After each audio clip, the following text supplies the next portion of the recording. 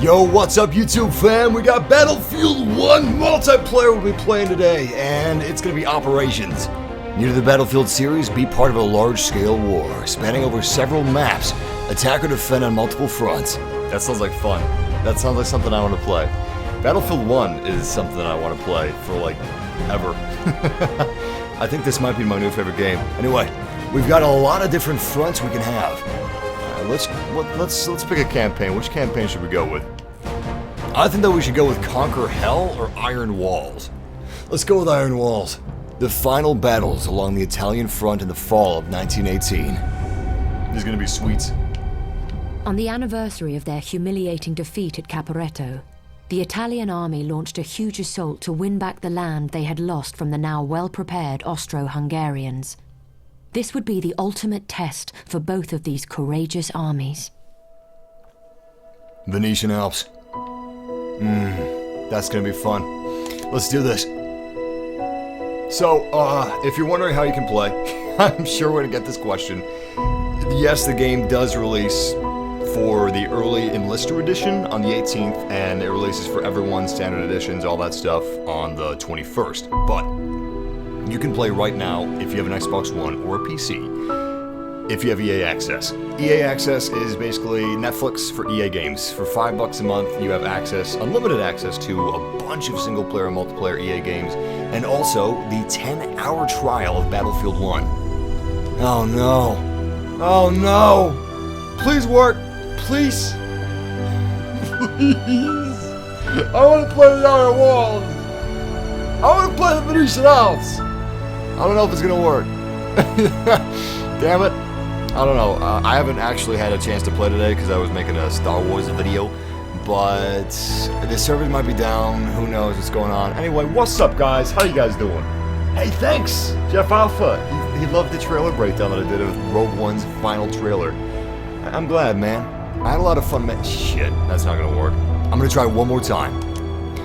I had a lot of fun making it. This last Rogue One trailer is the best Rogue One trailer that I've seen.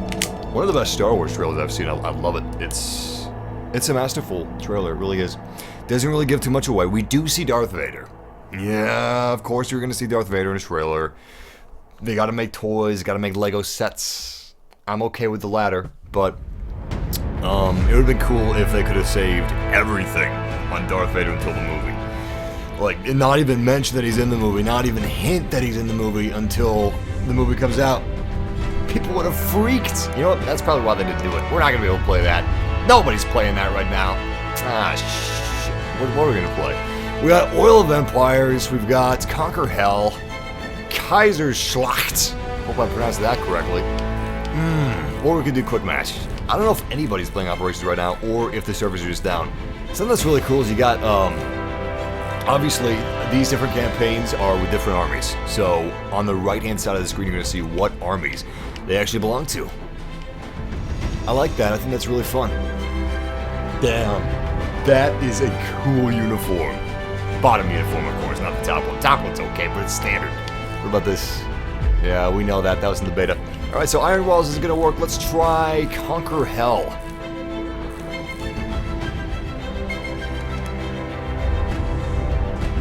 The US Army's attack along the River Meuse would be the first time most of these so-called doughboys had witnessed real combat.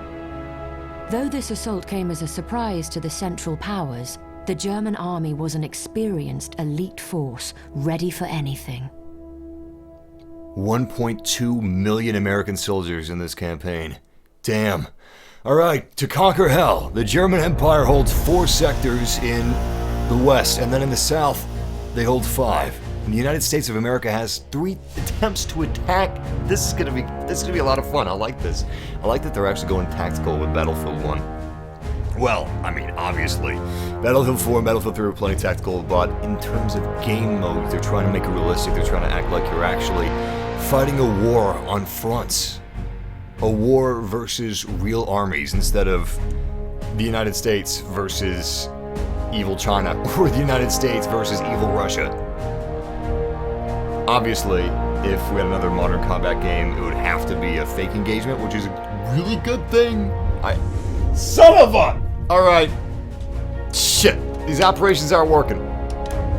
We can't do the operations, guys. I got bad news about that. Oh, is anybody playing any of these operations? Nobody's playing anything, are they? Let me check on Twitter real quick. I'm gonna check on Twitter and see what's going on. This is really disappointing.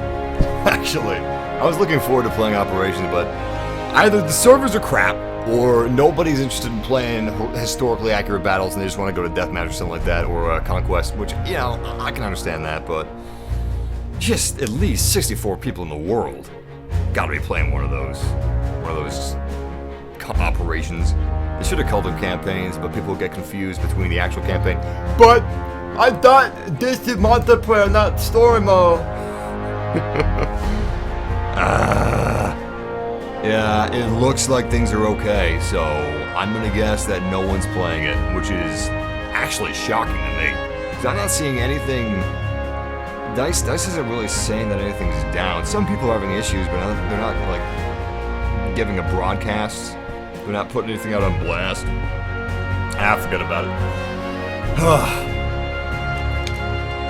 What's up, YouTube fam? We're playing some Battlefield 1. I wanted to play Operations. It's really unique what Operations is. You have a bunch of different real-world campaigns, like actual campaigns that occurred during World War I, versus specific armies of their specific engagements in specific years. But no one's playing these, so we're just gonna have to go with boring old conquest, which really isn't boring because it's 64 players. It's got horses, infantry, tanks, pigeons, maybe airplanes, zeppelins, armored vehicles, jeeps. It's badass. It's seriously badass. But I wanted to try some operations. Found Fortress. Nice. We got a new map. Massive all-out war. Hold the majority of flags and eliminate enemy troops to win. The attack on Found Fortress was the first action of the Mesopotamian campaign, which continued until the capture of Baghdad in 1917. Damn it! I couldn't finish that. It'll come back. Just gotta wait. Come on, baby, come on. Daddy's gotta finish reading. World War I was a horse-powered war, and the death toll among horses was often as high as that of the men. For example, over 500,000 French horses died during the war. 500,000 French horses! Jesus! I can't even imagine what the total death toll of horses would be across all the armies. But yeah, this was the last war where horses were really used. Afterwards, it became cheaper to actually just use jeeps. And simpler, and more effective. Anyway, welcome fam. It's good to have you guys with me for this.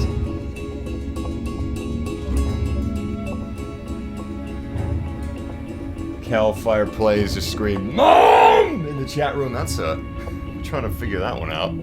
Is your mom like telling you to go wash up for dinner in the chat? Yo, that's how you can get to kids nowadays, because they got their faces buried in the screens, ears buried in their headphones. You just get in the chat room that they're in. You're like, "Excuse me, Johnny, I don't mean to bother you in the chat room, but I just need to go to the bathroom, wash behind your ears a little bit, wash your hands, and I got pot roast for dinner." "Come on, Mom! I'm watching a live stream. It's important. I don't have time for dinner. Just set up to my room, and that'll be good. But I get some extra pot roast. Kind of hungry tonight. Working up an appetite with Battlefield 1. Come on. Watch it. Nice. Yo, this map looks pretty sweet. Alright, so if you guys are wondering what console we're playing on Xbox One, and I am streaming at the maximum possible bitrate that YouTube allows. So you're not going to find a better looking live stream on YouTube or on Twitch. YouTube live streams automatically have a higher bitrate than Twitch does, so automatically every YouTube live stream is higher quality than Twitch live streams in terms of video. Regardless, Xbox One also runs Battlefield 1 at 720p, and you really only want to live stream 60 FPS with 720p, so that's actually kind of perfect for us. Horse versus horse! Oh, get back here, yo! Oh my god, I'm gonna drown.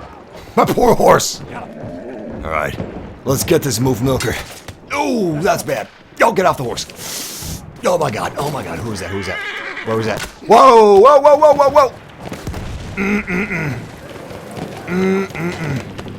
Alright, I see the horse. Where'd he go? He was just behind this ridge. Alright, let's get back on that horse, literally. And maybe figuratively too. Woo! Nice horse takedown. Holy crap. Alright, that plane came out of nowhere. It scared the shit out of me. Anybody else around here? I think that was it. Let's capture this flag. No, that was not it. That was not it! Ooh, that was a close one. Thankfully, my teammate was watching my back. I wasn't able to take him down. Alright, let's see what you guys are saying in the chat room. Oh, wait, hold on.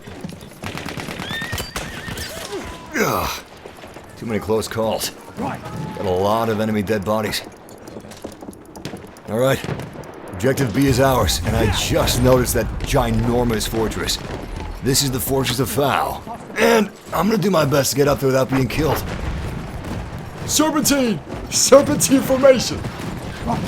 Alright, nice. We're good. Anybody up here? Not seeing anyone. Holy crap, that is a big bomber. Objective Freddy. Planes are literally dropping out of the skies.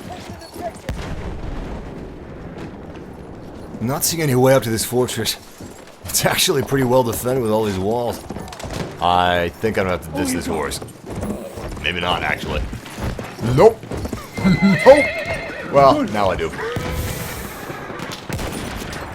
Damn. Close but no cigar. Too many hostiles around.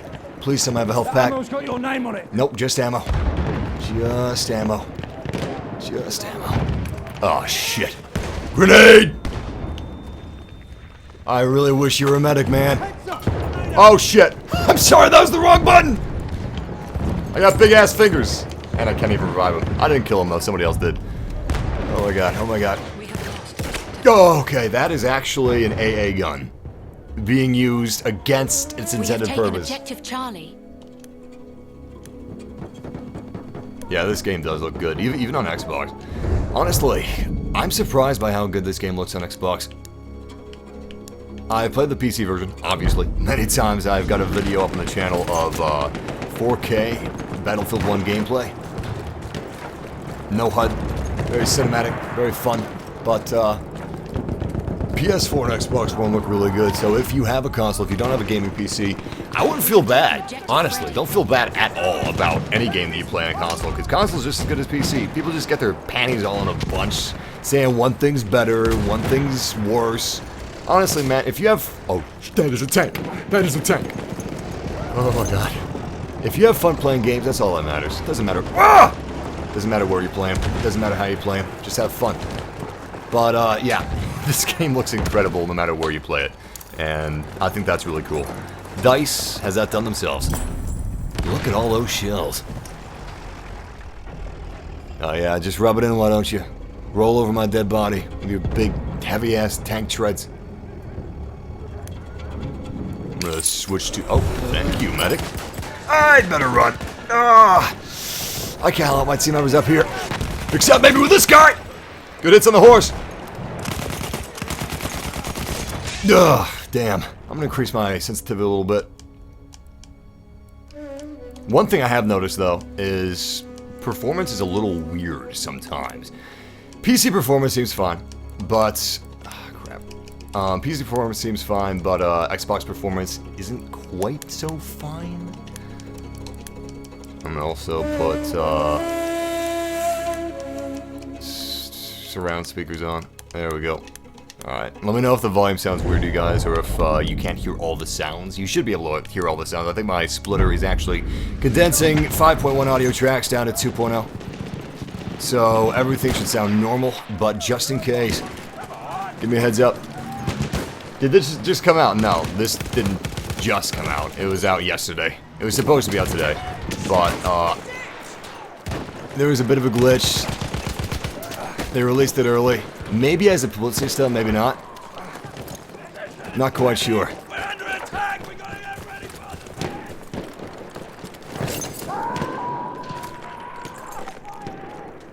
But it's only out for Xbox One and PC. If you play on PS4, you won't be able to play until the 18th. They're not going to have any early access for the PlayStation 4, and that you can thank Sony for. It's not Microsoft that did it. It's not EA that did it. Sony said that they don't want any part of EA access because they thought $5 a month for unlimited access to a bunch of different EA games was too good of a value, was too good of a deal. They say, yeah, we don't want that. We don't want that EA. take it to Xbox. We refuse to take part in EA Access, so EA was like, okay, we'll just use Xbox and PC. So that's exactly what they did. It's unfortunate, but since Sony is winning the console war, and I'm using air quotes here because I think that's the stupidest term ever, since Sony is winning by selling the most consoles out of Xbox and PlayStation and Nintendo, they can do whatever they want. Whether that is good for the consumer or, oh, that is a heavy unit. Flamer unit, grenade out! Whether it's good or bad for the consumer, they don't really care because they're not going to lose any sales, they're not going to lose any lost consoles. They've already won. They can do whatever the hell they want. Even if that includes not supporting mods and not supporting EA Access and really, really good values like that, that's what they're going to be doing from here on out. I don't see them changing that at any point in time.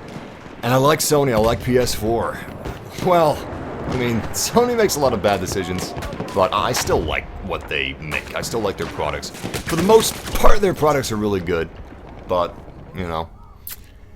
Anyway, I gotta get my head in the game. I'm actually kind of wiped. I spent all day, way longer than I thought, making the final trailer. Reaction slash analysis slash breakdown. There's not going to be any more Rogue One trailers. Maybe a few TV ads, but that is it. Let's go to Medic. But, yeah. It took way longer than I expected. And it wasn't just due to the fact that I like to take my time with videos. A lot of people just like to make videos as fast as they can and get it out there so they can get the views or whatever, but take your time. Make a good video. Go as in-depth as you can. That's my motto. So, I was going to be finished like 2 hours ago or 3 hours ago, and then I had all kinds of unexplained errors.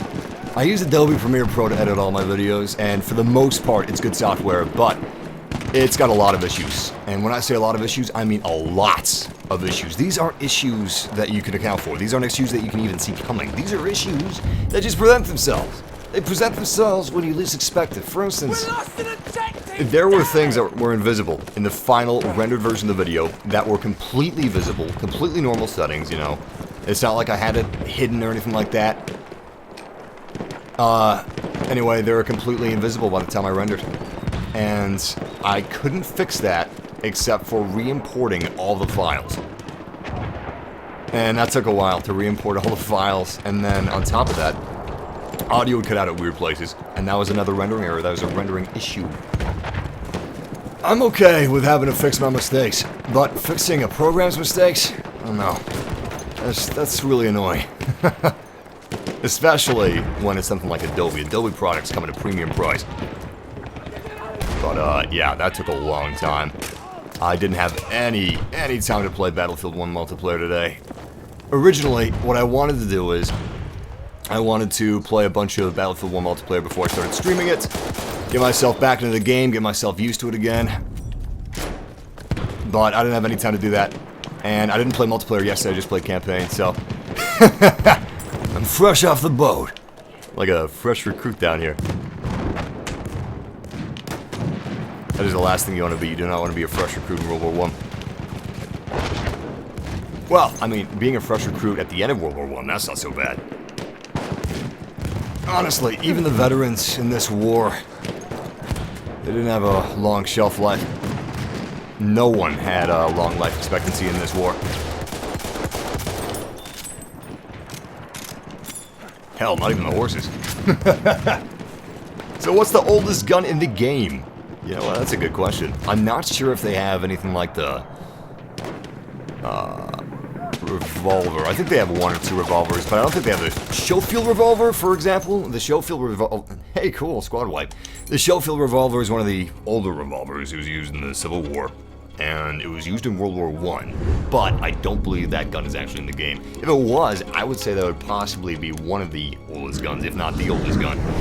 I would have to say the oldest gun is probably... hell, one of the bolt actions, or maybe M1911, or trench shotgun. I'm not too sure. I don't know a whole lot about World War I weapons. I know more about World War II weapons by far than I do World War I weapons, but I still like them.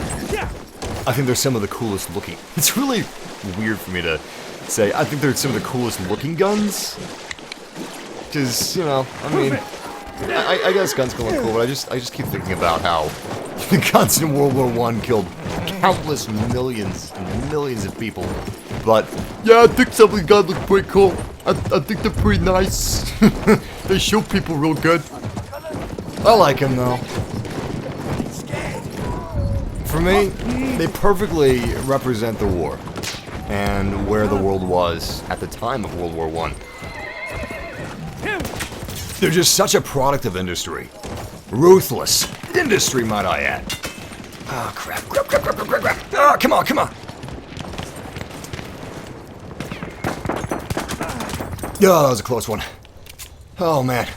These horses are fantastic. Shit. I got sniped. These horses are fantastic, but make sure that you're on the right side. In fact, give yourself plenty of clearance, because the hitboxes with your sword are actually pretty large when you're in your horse. So, if you try to go at them with the enemy just to the right of your horse, or just to the left of your horse, of course, you want it to be the right, because that's where your sword will only be. You're probably going to miss them, because they're probably going to be walking looking to avoid you, or you're just going to happen to nosedive in the wrong way. You don't know where your horse is going to take the split of the fork in the road, honestly. So just give yourself plenty of clearance, because I would say that this sword probably has a quarter of its length unseen. A quarter of its length being invisible. Maybe even half of its length being invisible, in addition to its full length that you can see visually. Holy crap. Holy crap, did you see that boat? Damn, that's cool. That is really cool. Looks like we're actually doing fairly okay. I mean, we're losing, but we can still turn this around. Now, this is a really dumb idea, but, don't see anyone. Wait, I've got eyes. Since this is CQC, I'm just gonna abandon my horse. Good shot, man.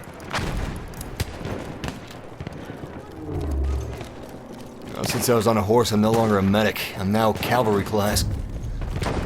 They got different guns and a different loadout. So we have an ammo pack. And what else do we have? We have an ammo pack and... oh, we do have health. Awesome. Totally forgot about that. This is like the ultimate version of support. Which it should be. Considering that cavalry has arrived. Shit. I can't see anything through that smoke. Is he still out there?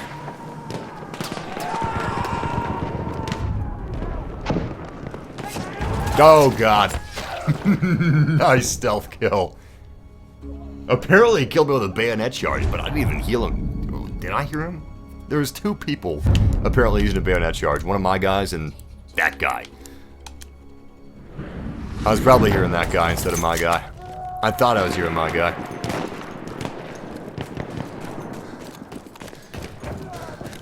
Yeah, I'm not sure if operations are functioning. Some people are talking about operations. It's a brand new...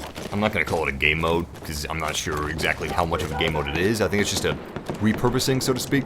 Oh, I do not have a parachute. Or I do have a parachute, but I can't actually activate it. I think I have to be a greater height than I'm falling from before I can activate it. Probably plane height. Here you can see some of the dynamic weather effects in Battlefield 1. This is actually pretty intense, the fog that we got going here.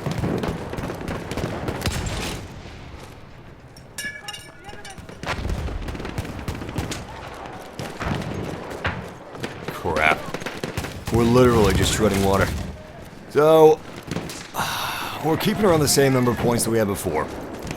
And we're kind of bleeding the enemies out on some of their objectives, but it's not looking good. We're gonna need a new strategy. Uh-oh, uh-oh. Where's the other one? Where's the other one?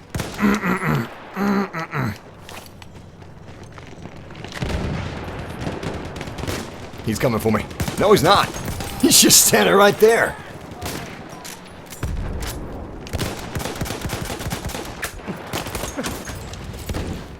What took me down? The tank? Nah. Someone else that I didn't see. Let's stick to our teammates a little more. Actually, let's not. I guess we kind of will be, because since they're blitzing them. We have a boat heading to the fortress, and the fortress is pretty much ours, so hopefully he actually diverts to Objective C, but didn't look like he was going to. Way to figure out where we need to go next. I'm going to say Objective B, since we already have some men there, but probably Objective C. Objective C is a little closer to the fortress, and that makes it more dangerous.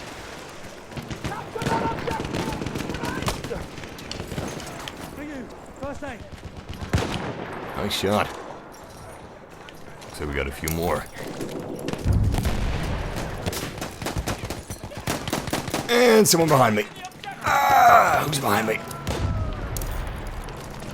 Dead already. Great. Things move fast in this game. This is possibly the most intense shooter that I've played. Technically, you'd think that Overwatch or maybe even Call of Duty would be more intense, and I guess it is in terms of reactions, but the reason that Battlefield 1 is far more intense, in my opinion, than something like Call of Duty, and I don't necessarily mean intense is a good thing. Intense is a good thing in this case, a very good thing, but don't think that I'm saying across the board intense is like what every game or shooter should look towards. I'm just saying that it happens to work like extremely well here, because war is chaos, war is intense, but people misquote people all the time. What I'm saying is, I don't think that intense is what every game needs to aspire to. With that being said, with that disclaimer out of the way, the fact that Battlefield 1 features realistic locations in terms of size, scale, and scope, and I'm talking these maps are, these are goddamn huge. This is as big as it gets until you get to Arma, which is ridiculously big. Anyway, you can be killed from anywhere and everywhere. Hell, you also have weather effects in this game. How messed up is that? You can have a sandstorm in the middle of an enormous map, with people on ridges sniping you out that you can barely even see their heads. Maybe you can see the top of their helmet sometimes. You can see the glint of their scope if you're facing them. But you also have tanks, you got planes trying to kill you, you have horses now, which are actually pretty quiet. Unless you wear headphones, or unless you, I haven't been able to play Battlefield 1 a whole lot outside of streaming, so I'm sure a lot of you guys play like a ton of Battlefield 4, and I've played a ton of Battlefield, like, throughout my life. I've been a huge Battlefield fan since the first Battlefield. I've bought every single expansion pack, every single game, but I haven't played Battlefield 4 in a while, and I didn't have a lot of time to play in the beta outside of streams, so I don't have a lot of practice. So if you see that I'm rusty or something like that, yeah, well, I guess, yeah, that's kind of obvious. But it's like a bicycle. I'll get there eventually. Anyway, this game is incredible, but it is incredibly intense. So if you guys haven't played Battlefields before, don't let it get you intimidated. Don't let it stop you from trying it, at least, if not buying it. Because honestly, it's not like the skill barrier is very high. All you gotta do is, I don't know, get a couple hours of practice in. For someone completely new that hasn't played any Battlefield before, maybe 10, 20 hours of playing, which isn't really that long in the grand scheme of things, and you should be just fine. Of course, you also want to be aware that this is a different shooter than any other, in the fact that it's a Battlefield, literally. I guess I don't need to say anything else. Damn, I forgot to turn the announcer off. I thought I did that. Something else I recommend is turning the announcer off. It may not be the best for gameplay, or, I mean, your gameplay experience will be benefited, yes, it'll be better. It'll feel cooler, it'll feel more immersive. However, it will probably be a little more difficult to play the objective.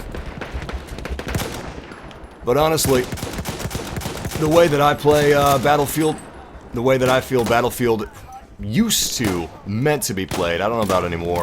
Now I think it's trying to be an oh, hello. I think it's supposed to be an esport now or something. I don't know. I just like immersing myself in Battlefield experiences. I like getting with a squad of people, grouping up with them, giving the enemy hell. Helping my team members out as much as I possibly can. And just having a good time, you know? Shit, I just killed myself with a barbed wire. Barbed wire is very dangerous. Actually, yes, it literally is very dangerous. Back in World War I, it killed many people. It maimed many people. Gangrene was one of the leading causes of death in the war.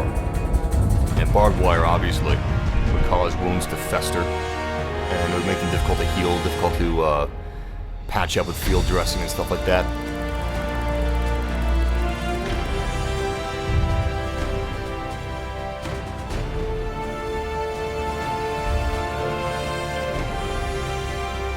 How didn't you see him? I'm guessing you're talking about the guy on the rocks.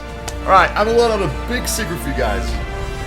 So, when you're playing a game that you don't normally play, and I played Battlefield 4 for, I don't know, like 2-3 years straight, but it's been a few years since I've played it like daily.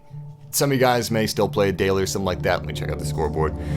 Let's see how we actually did. I don't know if we were there from the beginning or not, but let's check it out. The menu is so laggy right now. Anyway, big secret that I'm gonna let you guys in on. Playing on a live stream of a game that you don't have a huge amount of practice in. Jesus, where's the entire scoreboard? Is it personal? Can't be. Maybe it's squad. Things have been changed even since the beta. There we go. All right, let's see if we can get halfway up the leaderboard next time around. Anyway, before the next game starts, the big secret is when you're live streaming a game that you don't have a lot of recent practice in, especially if you're live streaming on a projector, which it's not the most responsive thing. I think it's got like a quarter of a millisecond delay. Not a millisecond, quarter of a second delay. Less than a quarter of a second. 1/6 of a second, I want to say, maybe an 1/8 of a second. Anyway, it's better than I had before with lag, but reading the chat room, watching lag levels, watching audio levels, stuff like that, it's going to be a little dodgy for a while, especially like if you're a little burnt out. I'm a little burnt out from earlier today. I meant to stream this way earlier than I am. Ran into some video issues, editing inside of Premiere Pro. I explained that earlier. Regardless, it's going to take a little time. Alright? I got 1.14 KD ratio. That's not so bad. Anyway, it's taking a long time to load this next match, but yeah, a lot of you guys have a hard time understanding that, so just to get that out of the way, I'm not an esport player, obviously. I never was an esport player. Some games I've been exceptionally good in, but most games I am definitely better than average. Overwatch, I'm pretty good. On stream, that's a different story. Battlefield 3 and 4, I was pretty good. Off stream, again. If I was doing videos or something like that, that's easy as shit, man. If I was doing videos, I could play as many times as I needed to have a good match, aside from the fact that I wouldn't be doing it live. So I wouldn't have all these other things to think about. What else is there? Man, this is really laggy. Wait. So it's laggy sometimes it's not. It's only the UI that's laggy, it's not the game though. The game has stutters every now and then, but it's not laggy. The UI is the only thing that's laggy. It's actually pretty well optimized on Xbox. I'm sure the stutters have nothing to do with optimization. It's probably just to do with the fact that the game is young. Very, very young. Foul Fortress? No, man, I just played Foul Fortress. There's no way in hell I'm playing that map. Really? Brought me back to the end of this... the round screen. It's so weird. Alright, let's back out. I'm actually gonna close the game and reboot it. Something's wrong with it. But yeah, just to finalize, shit, I don't know how to explain it. It should be common sense. Let me find a way to put this. I haven't played Battlefield 1 off stream really very much at all. I played on PC with a HUD off to record a bunch of footage, hundreds of gigabytes for that 4K video. Played on stream, stuff like that. Didn't really have a lot of time, unfortunately, to play off stream. Haven't played Battlefield 4 recently, and I'm doing a live stream. Obviously, I'm not going to be as good as I am off stream. It's not like I'm a video maker. If I made Battlefield 1 videos, which I may make Battlefield 1 videos, I guess, I'll make, you know, other types of videos, but as far as gameplay exclusive videos that aren't focusing on the graphics, I usually stick to live streams for that because I'd rather interact with you guys. I'm more about entertainment in that way. But yeah, that's the big difference between video makers of games like Battlefield or Battlefront or really any game and live streamers. But also the fact that I definitely don't run with a competitive setup for live streaming. I run everything for maximum quality rather than maximum like low latency or whatever. Alright, let's hope that it works this time around. And it's just going to take some practice. So if anybody asks or mentions that again, just, you know, give them a little bit of common sense. I'm going to turn some air on real quick. So the no projectors is maybe hot. It's maybe that projectors look better than televisions. There we go. The reason the projectors look better than televisions because they use a special lens, and that's the most expensive part of a projector. The lens has to account for different throw distances, close throw distances, long-range throw distances. Hell, I can even throw like 50 feet. Some of them more than 50 feet. Some of them have to throw short as 10 feet. That's actually my throw distance right now. But because of this lens, it has a very special method of actually transmitting the picture to... Damn, it is still loading. There's a very special method of transmitting the picture to your screen. It's a complicated process. I don't actually know all. I've watched a bunch of videos on the technology behind projectors, but I can't remember all the scientific terms right now. Anyway, it gets hot, like really, really hot. So make sure you have good AC if you're gonna buy a projector. But honestly, I would recommend a projector over televisions any day. Movies look better, TV shows look better. You can make something as simple as watching The Simpsons or Family Guy or a cartoon, like way cooler. You don't just need Blu-rays. DVDs look good on projectors, even at the larger size. Consoles look good. PC games obviously look incredible. And playing on a 120 or 150 inch screen, there's nothing else like it. It's like you're playing a movie. And that's the coolest thing about dice games, in my opinion, is how accurate the visuals are. They use a technique called photogrammetry. Jesus! The game is still loading.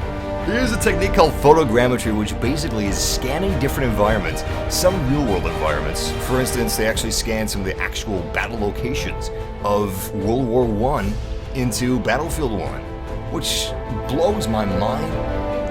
I can't even believe what they're able to do with the technology that they have. It's incredible. Unreal Engine 4, I thought was the best-looking engine aside from CryEngine, but Frostbite actually takes the cake. Alright, Xbox One isn't working well. We may need to switch to PC. Game froze. So that's unfortunate. Wait. Nope. No, it's still frozen.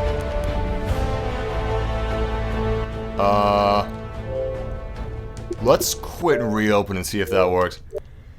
Oh my goodness. Less than 6 hours left. Last hour spent on troubleshooting. So I had this fantasy I was playing out on my mind. And the fantasy was, since they only have PS4, I mean they only have Xbox One and PC to worry about with the servers. They don't have PS4 to worry about. And there's less Xbox Ones in the world being used than PlayStation 4s. I thought that we wouldn't have any issues finding games. You know, maybe it'd be a smooth launch. But the first beta for Battlefield 1 was actually smoother than this. Campaign works fine, but multiplayer doesn't.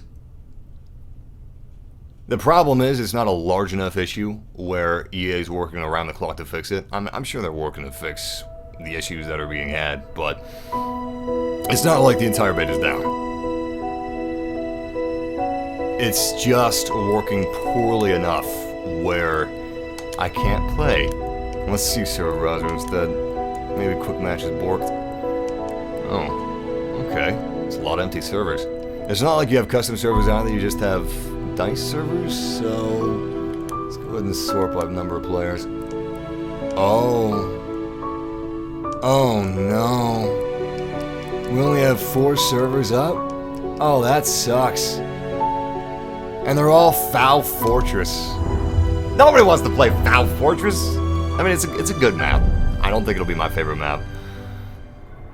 Let's try St. Quentin Scar.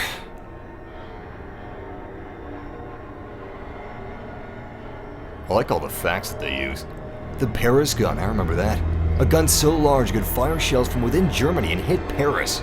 That's incredible, especially when you think about the fact that the Paris gun was made in World War I. It's a long time ago, over 100 years ago. They made a gun that could shoot from Germany to Paris. Obviously today, that's not such a big deal. We have missiles. We have missiles that can go anywhere in the world, but back then it was huge. In World War II, the Nazis created a glider plane. It wasn't finished, and it was still experimental by the end of 1945, or the end of 1944. And they couldn't finish it by 1945, but this glider could go into the atmosphere of our planet, and therefore, by being in the atmosphere, it could stay there, just drifting, just gliding for months on end, actually. I think it was months on end, maybe just weeks on end. Anyway, it could stay up there for a long time without using a lot of fuel, and it could drop its payload anywhere in the world.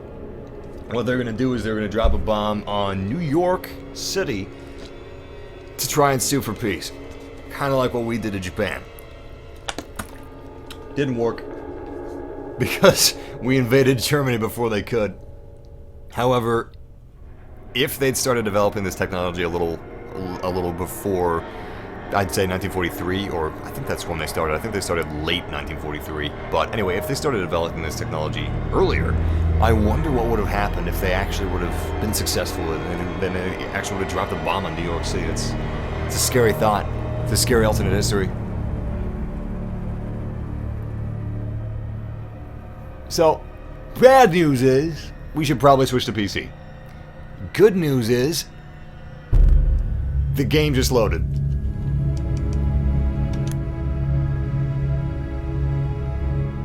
Awesome, looks like the game just started. Alright, let's spawn on this plane. Beautiful. Oh, I love this. Can't see shit! It's all foggy. This is what you call dynamic weather effects in Battlefield 1. You can have rain, you can have fog, you can have sandstorms. Obviously not here. This isn't a sandstorm place. Would be really fun if you could have lightning. Can I shoot this down? Nah, I can't shoot that down. It'd be really fun if you could have lightning in the rainstorms. And there's like a very, very low chance that the lightning could hit areas around objectives, so you could possibly die.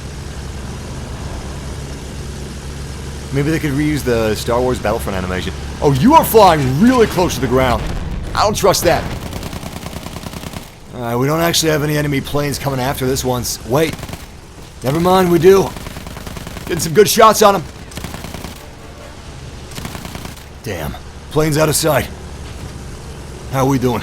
96% armor. Great. He'll be back. We had a friendly fighter on our tail. Here they are. Hostile fire!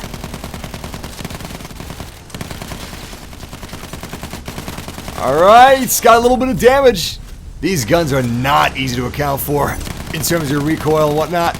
Also, the plane's gonna be turning, so you gotta be aware of that. Enemy plane down. You gotta kinda anticipate where your pilot's gonna go. Actually, you know what'd be awesome?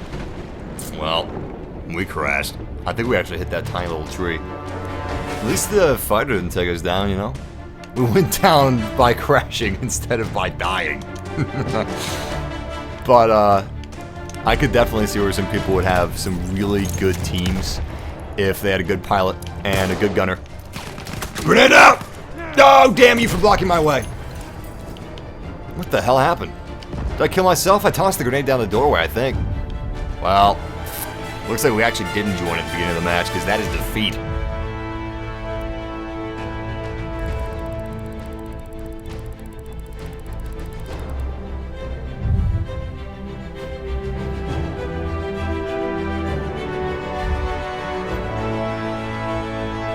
Damn, they spent 29 minutes in this match? Holy crap. Yeah, I don't know why I thought it was the beginning of the match. you got you bleed. Wait, no, you build tickets instead of bleeding tickets. Menu's still laggy. All right, this is the moment of truth. I'm gonna take bets in the chat room on what you guys think is gonna happen. A, the game doesn't load the next match. B, the game loads the next match. C, the UI will continue to be laggy, and it'll take a long time to load the next match, but the next match is gonna start. Oh, that's frozen. Ooh, that's not good. Next round starts in 19... What? 5? 4? 3? 2? 1? It is gonna work. Oh my god. At least I think it is. Last time this happened, it kicked us out. Well, it kicked everyone out. Oh my god. I think we're gonna have to switch to the PC version. If the PC version is even working. I don't even know if it is.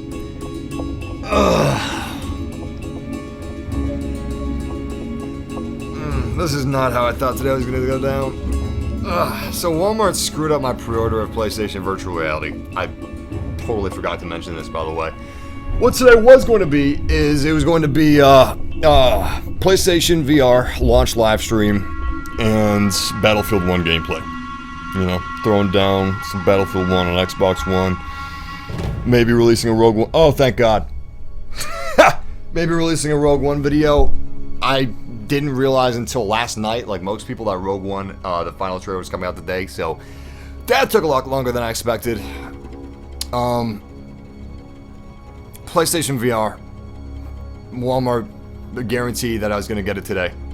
And then, like just now, they sent me an email saying, oh, it's going to be between now and the 28th of October, or 29th of October.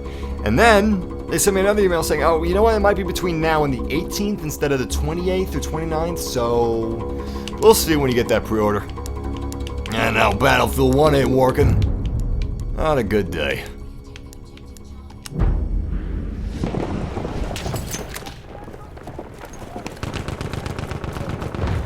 Where the hell are we anyway? Looks like we're in the beta. Nope, this is not the beta. Check that out. Holy crap, that looks like a battleship. Yo, is that a World War I battleship burning in that river? Yes, it is. And that is a railway. I have a feeling at some point in this match we're seeing an armored train. I actually really like the fact that they're adding in gameplay illusions? I don't know what you call it. So they had levolutions, which were really cool. Basically had big, predetermined, destructive things happening in maps. But now, you have big, predetermined things like armored trains coming out in maps. Wrecking people left and right. Alright, let's be cautious. I don't know where the enemy is. Actually, I do know where they are. They're all around us.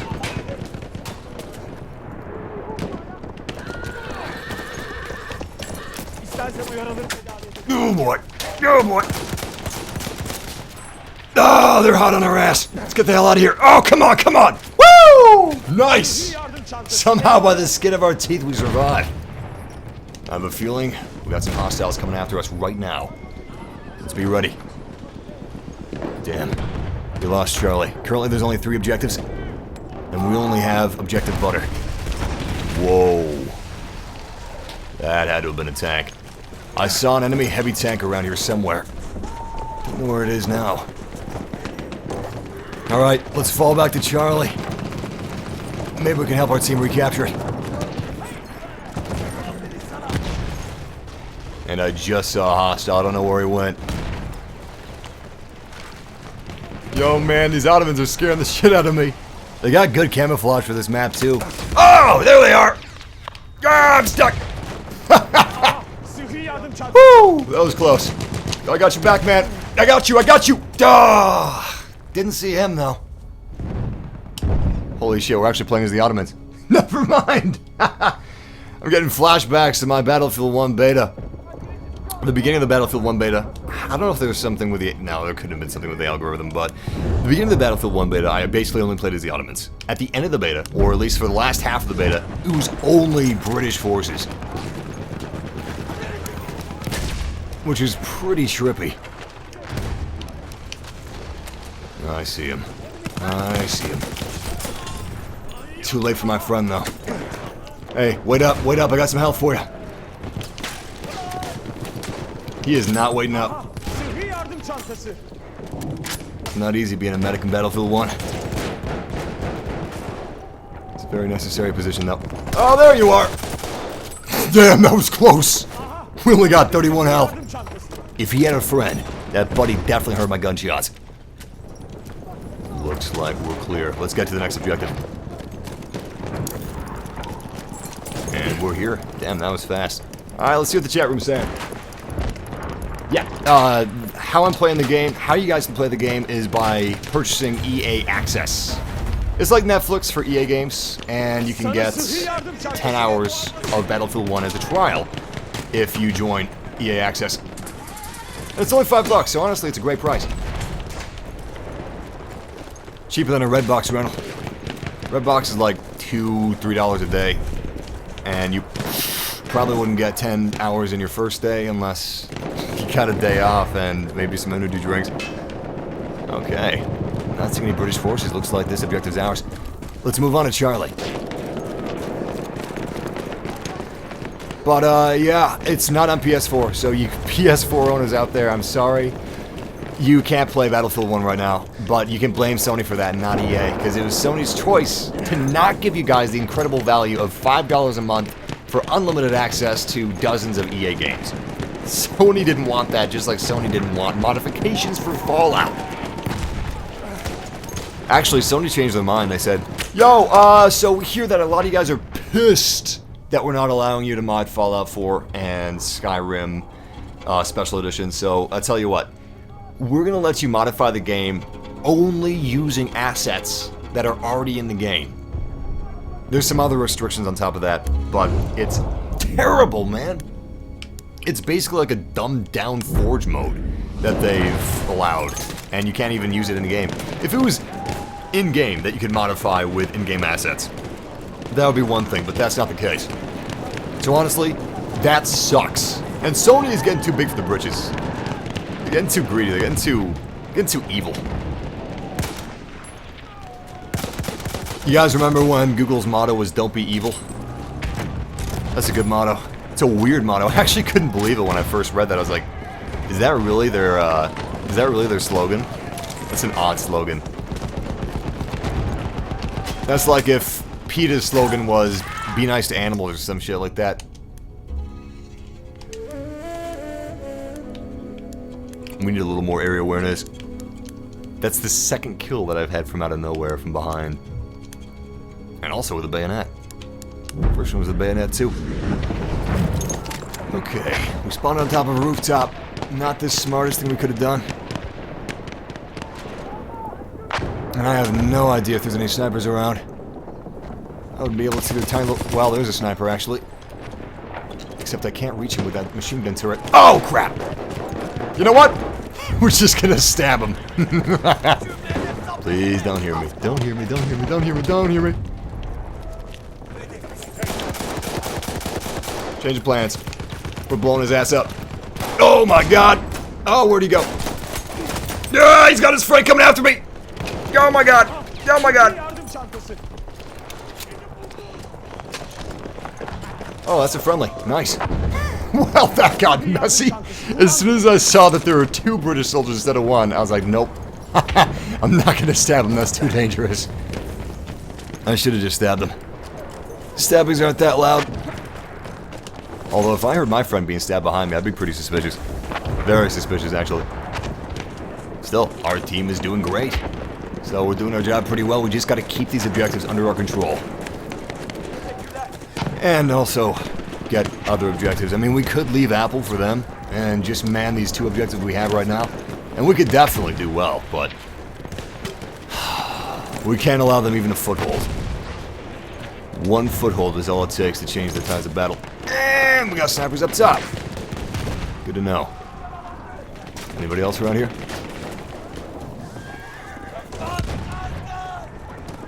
Not as far as I can see.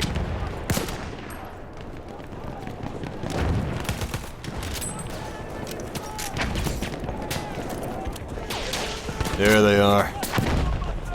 No, that actually wasn't a soldier. It was just a bush. Crap. Yo, we got heavy units. You can also shoot through wood, so make sure to use that to the fullest advantage possible.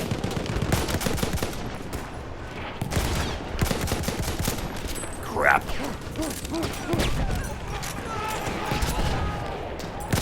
You actually got a lot of great cover in this game, as far as wood's concerned, and stone and very, very, very thin obstacles and obstructions.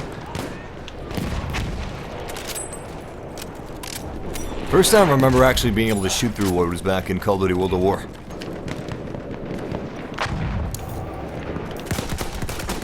There's a lot of old world building techniques in World War II and World War I still being used. So you saw a lot of wooden houses, a lot of houses with very thin steel sheeting and maybe very thin plaster or... That was unexpected. Thank you, thank you, thank you. Grenade out! Please do good. Son of a bitch! Yo, how did that grenade not go through that wall? I mean, the doorway. I'm thinking there's some sort of a glitch going on with the grenades. Unless it... Did it clearly bounce and I missed it? I guess that's possible, but I've thrown 2 grenades now. Maybe 3. Where it should have gone... You know, I'm just gonna try it. Alright, that was fun. You know what happened? Actually, it bounced off his body. It bounced off his body. It didn't bounce off the door frame, but... I hit him dead on in the chest or something. That's gotta be what it was. There were 2 guys standing in the doorway, and... my grenade came back to kill me. Alright, enemies have a train. But I don't think it's gonna help them. We've had these 2 objectives for most of the match. Obviously, we got 34 minutes left, so... if we don't have an early victory, they're gonna have a long, long time to regain any objectives they need. But I'm not anticipating that train being a huge game changer. It wasn't really the biggest game changer in the beta map. Siege of Sinai, or the Sinai campaign, but I don't know, could change, could be different here. This map is bringing me back to the days of Battlefield 3 Bazaar. Now that was a nice map. I think that's actually gone down in history as one of the best Battlefield maps ever.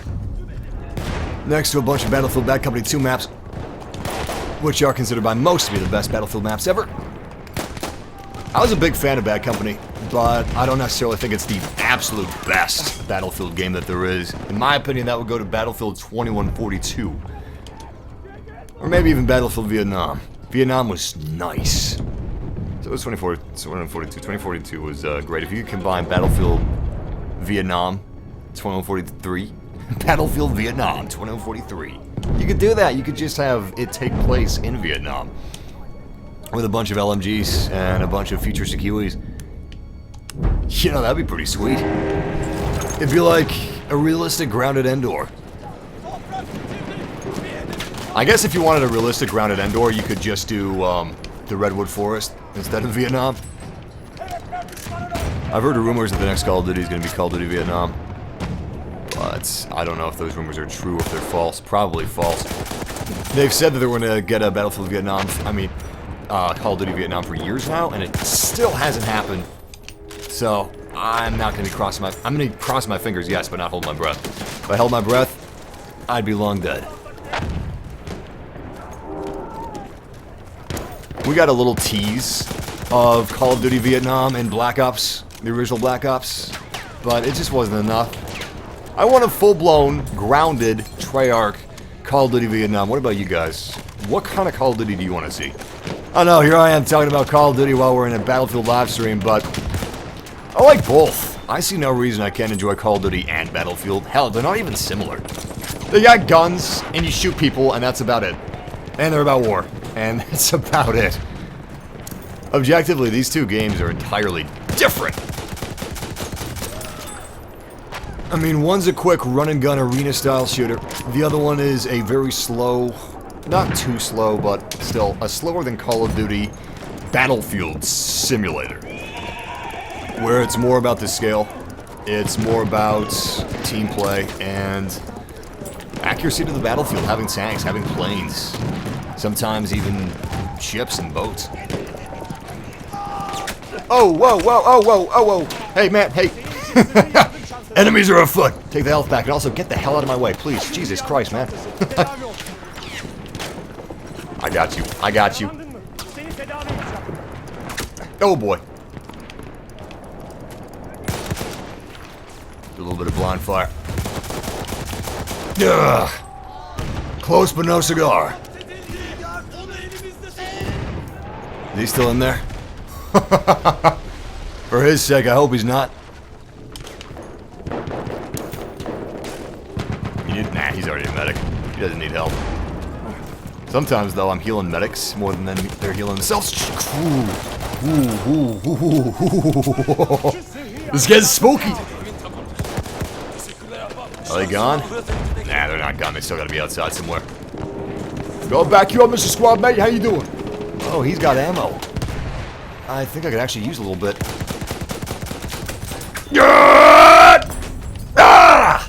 I was gonna leave him dead. Unfortunately, sometimes you just gotta call it. Even if your teammate's just 5 feet in front of you, if that 5 feet means you're gonna die, don't go for the revive. Unless you absolutely need him. Like he's maybe an engineer. You both got out of the tank for whatever reason, and he's 5 feet in front of you, the tank is almost kaput, and you need his engineer tool to fix it. You can either be a dick and steal his toolkit, fix it yourself, or you can try to revive him. That's actually an extremely specific sounding scenario, but I ran into that scenario all the time in Battlefield 3. Someone said, very much like World War I, Call of Duty, just bigger maps and vehicles. What? Okay, let me try to break that down. What is very much like World War I? This game? This game's a little too fast-paced to be realistic World War I, but you're not going to get a realistic World War I that people are going to buy, because people are going to be bored out of their goddamn minds. Ugh. People say that they want realism in video games, but they don't. Most people don't. 90% of the people don't want realism in video games.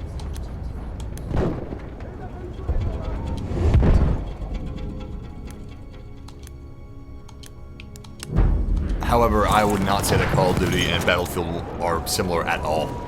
Even if there was a World War I Call of Duty, it wouldn't be similar. They're just completely different games. The fact that people group them together just because they have guns and you shoot people tells me a lot. Way more than I want to know. You really, really can't get more different than Battlefield is to Call of Duty without completely leaving the genre. Or without completely leaving the medium, I should say. It's not completely a genre, it's more of a medium.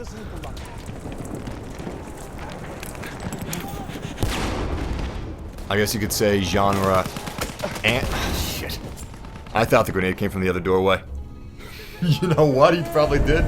He probably snuck around to the other doorway, tossed a grenade in, and then came around back to this doorway. So I tried to run out that one, and that's exactly where he got me. Clever girl. Yeah, I'm not even mad.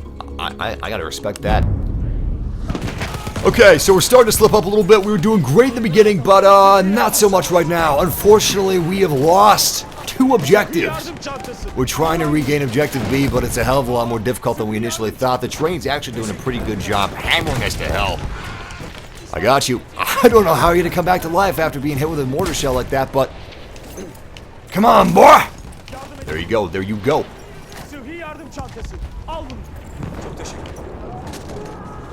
Where are these hostiles? Damn. Wait. Crap. Got a few shots in him, but not nearly enough. Let's finish the job. Oh! He's on the outs! Holy shit, good shot! He's got 5 health left! You know what? I don't know. Maybe it wasn't completely his shot. Maybe it was also the mortar fire that killed me. Regardless, I thought it was on the inside of the building. Ugh. Oh, God. Oh, this is dangerous. Ugh. My teammate dead? Yes. Yes. So I was able to get 1 revive in. I think Medic's my favorite class. I like the fact that they changed Medic from what it used to be. It used to be that Medic completely had a different loadout than it does now. Medic was more of an assault class, where now his assault is anti-tank and anti-vehicle, which I agree with. I think it fits. Actually, way back when, I think that medic was more like the support class. Like Battlefield Bad Company 2, I believe that they had LMGs mainly. In fact, yes, they did. I remember being completely weirded out with Battlefield 3, that they had assault rifles. Is that? What? I just saw an enemy's name tag. Usually that doesn't show on dead bodies. Uh-oh. Got some hostiles up top. Okay. Completely up top. On the top of the building. Way to find stairs. Unfortunately, my back is to the enemy spawn zone. Very dangerous. Oh, he's using mortar. What? What? What the hell just happened? Yo, I knifed his ass twice. I shanked him. That's surprising. You know what? I think because he was on a mortar, maybe it counted as a vehicle. That must be what happened. Anyway, we're still winning. Let's keep it that way. Shit, we just lost objective A. I'm already at B, so we may as well take this. Anyone around here? No. Alright, before any more enemies come, I'm actually going to up my sensitivity a little bit. It's a little too low. It's great for campaign, you know, cinematic sweeps, but no, do not quit! Yeah, let's do like 12. I'm very, very picky when it comes to... See, guys? That guy didn't see me! Everybody's like, yo, Matthew, how can you not see him? I know you just play the game and, you know, doing live stream and stuff, but... Are you playing? He's right in front of you! Well, I was on the ground. I guess I was a little camouflaged, wasn't I? Camouflage exists! It exists! Stop camouflage shaming! No more camouflage shaming! People can be camouflaged. It happens. It happens all the goddamn time. That's why you go pro- Oh my god, what a terrible spawn. Oh, I shouldn't have done this. Oh, what was I thinking? Oh, Jesus Christ. Nice somersault. I wish I could get in a land ship. I don't even know if we have any vehicles. We have one vehicle that I've seen. We've got this artillery truck, but I think that's it. I don't think we have any land ships, or maybe we have a heavy tank. Maybe. Not certain about that. Hello there. I can't zoom. I can't move and I can't zoom. Oh, it's a glitch. I'm stuck inside of this. Whatever this is. Wait! Wait! No, I'm still stuck. I climbed out, but I'm stuck. Oh god, no. No! Please. Please. I don't wanna die like this. Oh my god. If I could just aim, I would be happy, but I can't aim either. I can't do anything. I can't even shoot. I can't even shoot! Am I invisible? Nope. Someone shot me. And I'm dead. Thank you. Thank you for ending my pain and my torment. Existence was brutal. Existence was pain.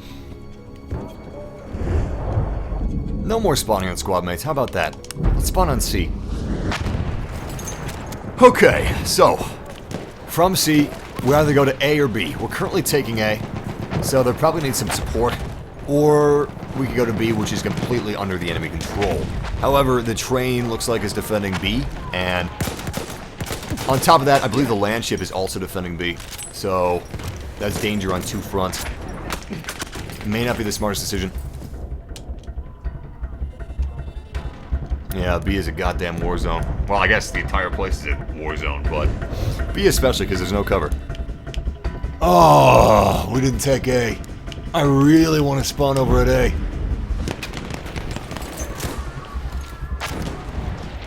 What is this? It's obviously there to protect snipers, but is it part of a kit? Or is it just something that spawns on the map?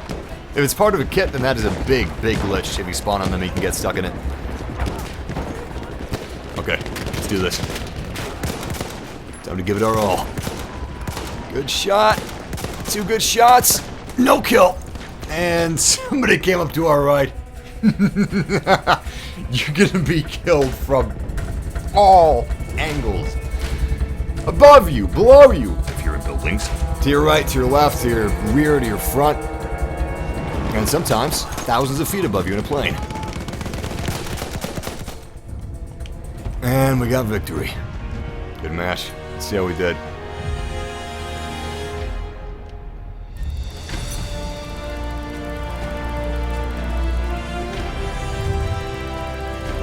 Pretty good victory. We won with a big buffer zone. That's how you count good wins. Buffer zone is key. Decent match bonus. I wonder if they still have... Yes, they do, actually. I remember that now. That was something that was actually shown in the beta, I believe. Alright. Let's see how we did. Yeah, we did pretty good. 9th place. We have one more kill than we have deaths, but that's okay. We're still rusty. Just got a nice good stretch before the next match. We played the objective and played our role. That's what matters most. Massive, do you think they should scrap the skip revive thing? No. No, I don't think they should scrap skip revive because skipping revives is important. Sometimes people revive you, and I do this all the time. I revive people in places where they shouldn't be revived because it's just not the smart thing to do.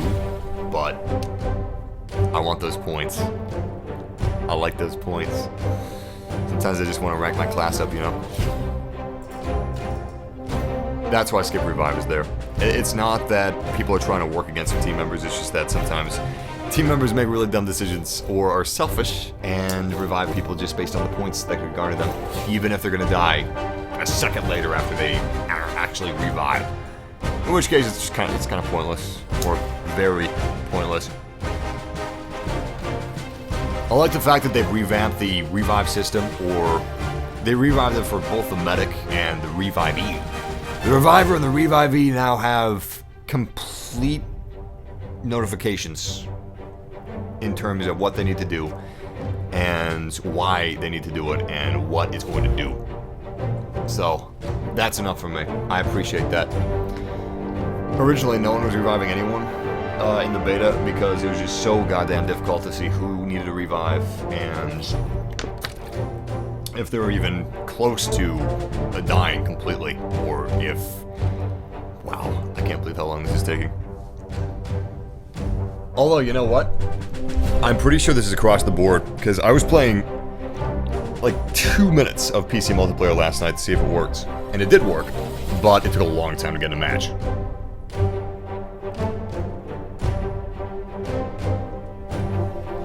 I can't remember if it took this long, but I actually think it did.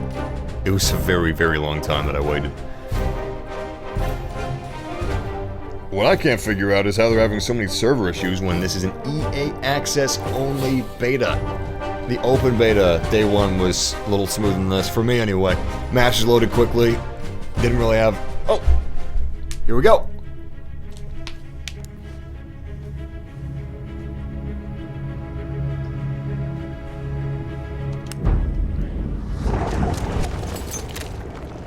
Now this is a war zone. We got bombers and fighters roaring overhead, fake blimps to scare the shit out of the enemies, and a bombed out city. This city's seen a lot of air raids. If this looks overkill to you, you need to watch some more History Channel, especially Nazi Week, because this is exactly what a city would look like after a few air raids. The destruction is devastating, heartbreaking. There were a lot of cities that stood for hundreds upon hundreds of years, filled with culture, filled with history, that no longer exist thanks to World War II and World War I. It's really sad. Hell, some of the cities that had extreme cultural significance in World War II were actually destroyed by the orders of people like Stalin and Hitler. They actually decided to destroy these cities that were relatively untouched. Or completely untouched, actually. The war hadn't even seen some of these cities. They just tore them down and destroyed them to build their new utopias, their new dictator metropolises. Basically, they're just feeding their own egos, which is really sad. We learned a lot from World War I and World War II? Not as much as we should have, honestly. We should have learned a lot more, but, people value history and heritage way more now than they did around the time of the First World War, the Second World War. Whoa! Yo, boy! Yo, boy! Grenade out! Oh, man. And I killed myself. I don't know how the hell that grenade actually hit me, because I was around the other side of the building by that time, but at least I didn't give the enemy a kill. Show them no quarter! Alright, let's get back out there. Hey, thank you! By the way, we're playing as the Germans. I always was a big fan of German uniforms. Wait. We got the Brits outside. Oh, I'm so sorry. Whew, I almost shot Fritz. He's okay, though. He's alive. He'll be just fine. Oh, hell, that's a British tank. That is a British tank. I need to get the hell out of here.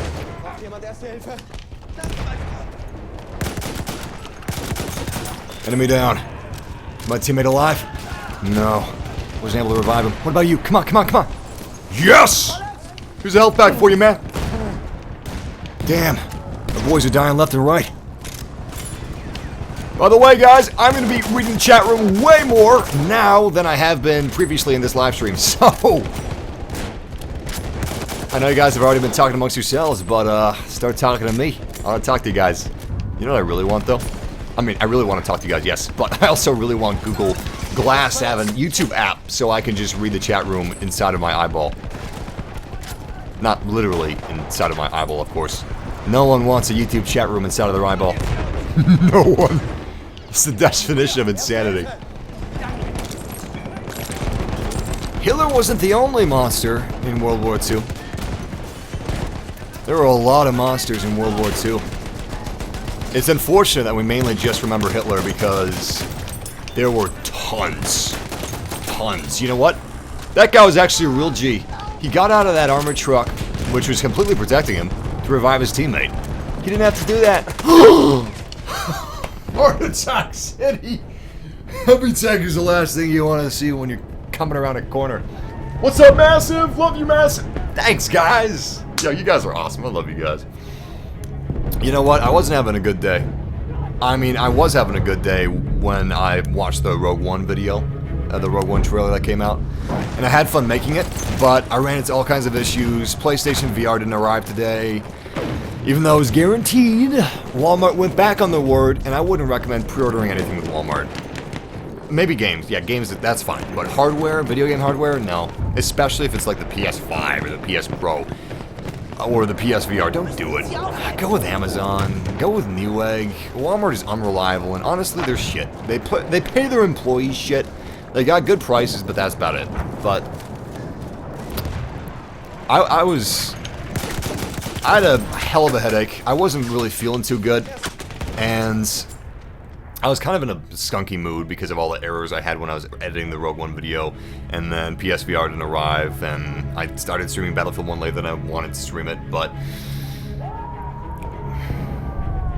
I'm having fun. This day got a whole lot better, so thanks for hanging out with me for this, guys. I wish I could have started streaming it earlier so we could have had even more time that we've been playing it, but it's good.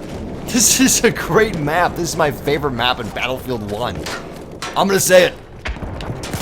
I may take it back later, but I'm gonna say it. This is my favorite map in Battlefield 1. Oh! I didn't think he was gonna come back around that corner. That's a grenade! But yeah, thanks for making me feel better, guys. I appreciate you. And I hope I make you guys feel better if you guys are ever feeling down or having a bad day. Everybody has bad days. You just gotta remember that it's temporary, you know? Whatever's being a little sucky about your day, it'll pass. It may not pass immediately, obviously. Some things that are sucky stay a little while, but nothing's forever. Unfortunately, that goes for good things too. Nothing good is forever, nothing bad is forever. Oh, look at this. We're in a land ship. Awesome. Do you think that there should be an Old Republic movie? Yes. I think that would be really interesting. I think that the origins of the Star Wars universe are really interesting, which I guess is what George Lucas said with the prequels. So maybe not. But if you guys haven't seen the Rogue One trailer, it's the final trailer. It doesn't spoil anything in the movie. And it's awesome. Please, watch it. It's the best Rogue One trailer we've gotten. And this is going to sound like blasphemy, but honestly, I think Rogue One may be better than The Force Awakens. Can't believe I just said that. I mean, I've said it before. I said it in my Rogue One trailer breakdown today, but honestly, I think it might be better than The Force Awakens. This is the first anthology movie, the first side story we're getting in the Star Wars universe that's actually a film, but I think it'll be better in some way. I really, really do. People have been suspicious of this movie from the get-go, especially since the reshoots rumors, even though that turned out to be very different from what people thought reshoots were. Still, a lot of people are thinking that this movie is going to suck, or suspicious or worried that it's going to be bad. However, I really don't think it's going to be bad at all. I think it's going to be better than The Force Awakens. It's a war movie. It's something that we've never seen before in the Star Wars universe. Actually, we've seen a little bit of it. We saw a little bit in the Battle of Endor and The Empire Strikes Back, Battle of Hoth, which are some people's favorite parts of the Star Wars universe as a whole. So having an entire movie about that, having an entire movie about the will and resolve of people banding together, doing the right thing, the simple story, it's going to be something. It really is.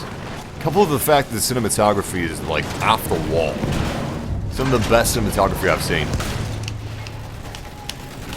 You guys have every reason to get hyped. But if you guys have already seen the trailer, please check out my trailer analysis / breakdown video. I broke down literally everything in the trailer. All the details, all the Easter eggs, everything that's in the trailer that's hidden is in my breakdown.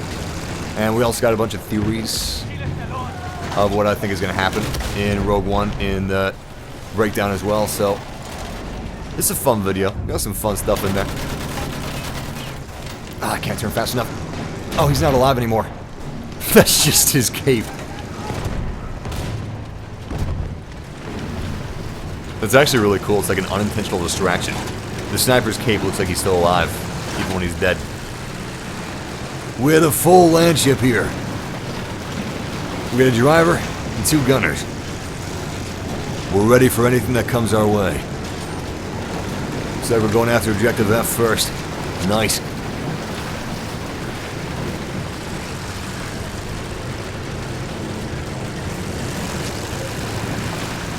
Also, sorry to break it to you, Mats, who I guess has already left. He said he got pissed off for some reason. This is actually my natural speaking voice.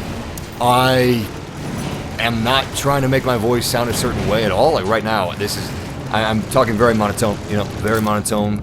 This is exactly what my voice sounds like. Especially if I've been using my voice throughout the day. Like, obviously I recorded that Rogue One video, so I used my voice a bunch earlier today. And, I mean, I've got thousands of videos on my channel. A lot of them live streams of like 2 hours. Sometimes 6 hours. I've had a few 10-hour live streams, but I don't know, that's kind of a dick thing of you to say, man. I know this is the internet and everything, but there's still no excuse for being socially awkward on the internet and just being a dick to people for no reason, especially with no research. You can look at any of my videos and my voice sounds exactly the same, so I don't know. Kind of irks me when people think that they can say whatever they want because they're behind a computer screen, you know, just being a little kind of keyboard warrior, but that's okay. You guys are cool, though. I was just talking about one person. I'm not talking about the rest of you guys in the channel. Anyway, let's see what some other people are saying.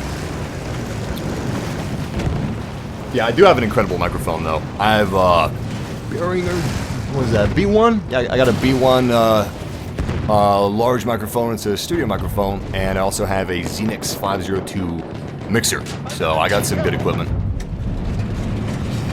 I don't know how to pronounce the microphone actually. I think it's Behringer? Behringer? I don't know. They make great microphones though. I believe it's a German company. They've been in business for a long time. They know what they're doing. And the B1 is a cheap mic. It's under $100, especially if you buy it on eBay. Definitely $100 then. And you really just can't buy a better mic for the price. You do need a mixer though. you need a powered preamp, but once you got that powered preamp, which makes your voice, it brings out more of your natural voice.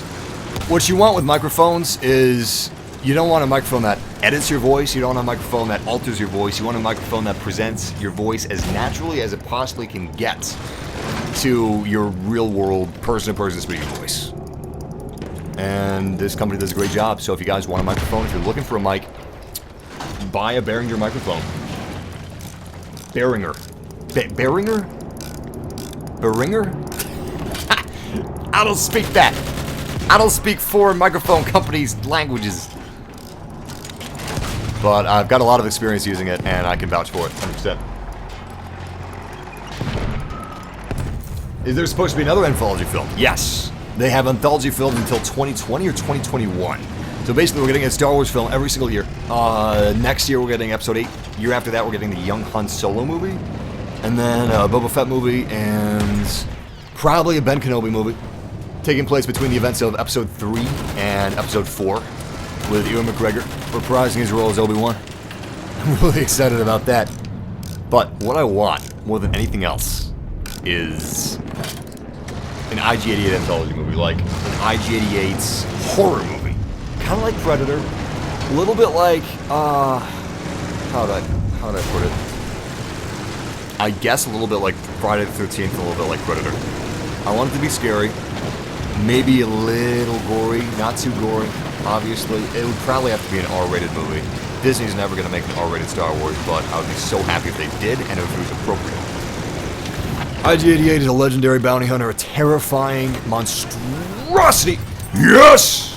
Enemy tank has been destroyed. It's a terrifying monstrosity that stops at nothing, literally nothing, to kill, to maim, to take in his bounties, alive or dead. Whatever is requested. I think I may get out of the tank. I've been liking the tank, but we've been in it for a long time now. Yeah, let's get out of the tank. We got a few more objectives that are under enemy control. We gotta fix that. We gotta stop that from happening. Or stop it from continuing. They're currently taking objective F and objective... Okay, just objective F. That's good. Is that mustard gas? Yes, yes, yes, yes it is. We better use a gas mask. Alright, let's move in.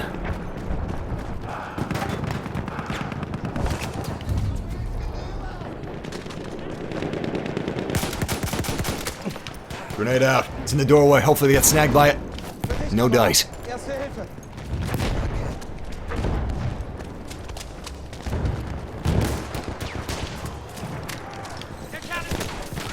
Nice one, nice one. Shit, shit!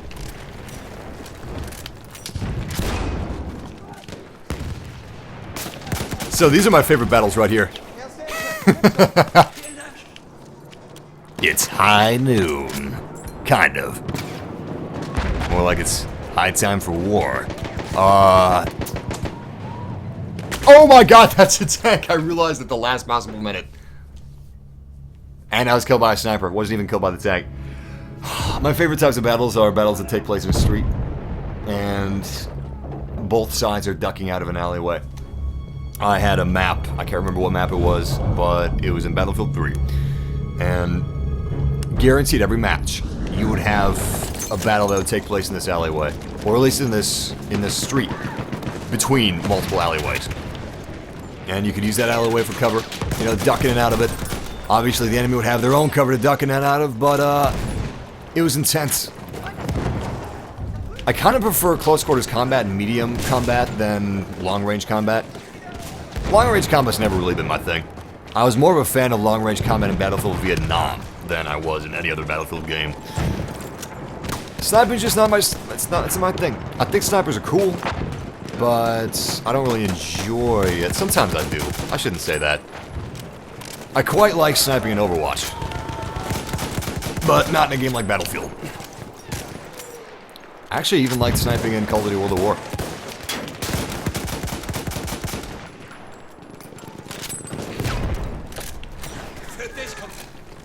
Oh, hello there. Smart, did you see that? Well, kind of smart. He decided to go prone to avoid my fire because he knew where I was. But the thing is, him going prone allowed me to get an easy, steady shot at his head. Very easy. Very, very steady. Potato masher out. It's getting pretty intense. Damn. Alright. Another enemy down. Oh my god! Oh my god! Reload, reload! Stop that! Ah! I should have switched to my pistol. It takes a while to reload in this game, and I like it. I like that. This game isn't a realistic World War I game.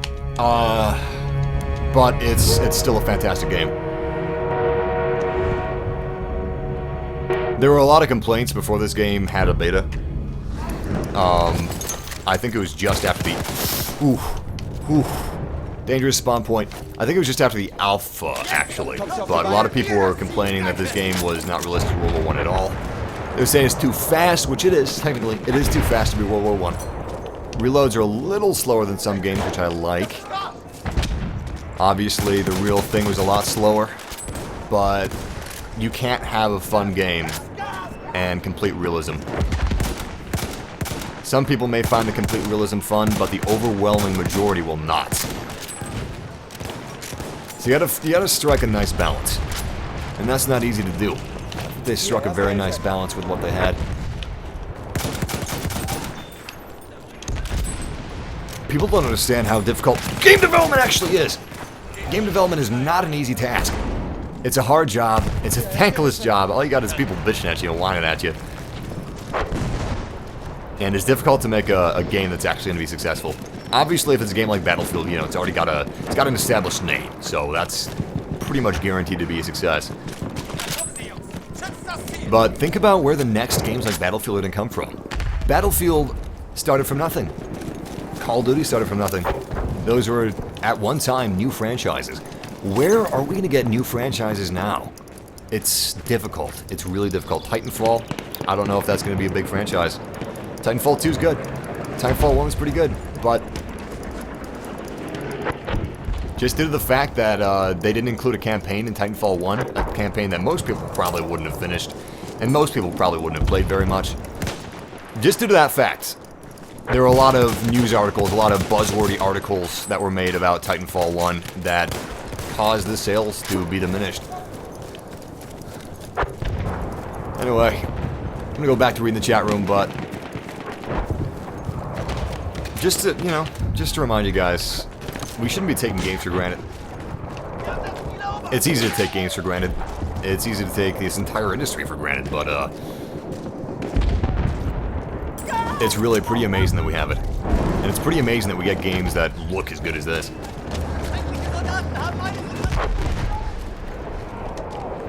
Thank you. I appreciate that, Mr. Martin.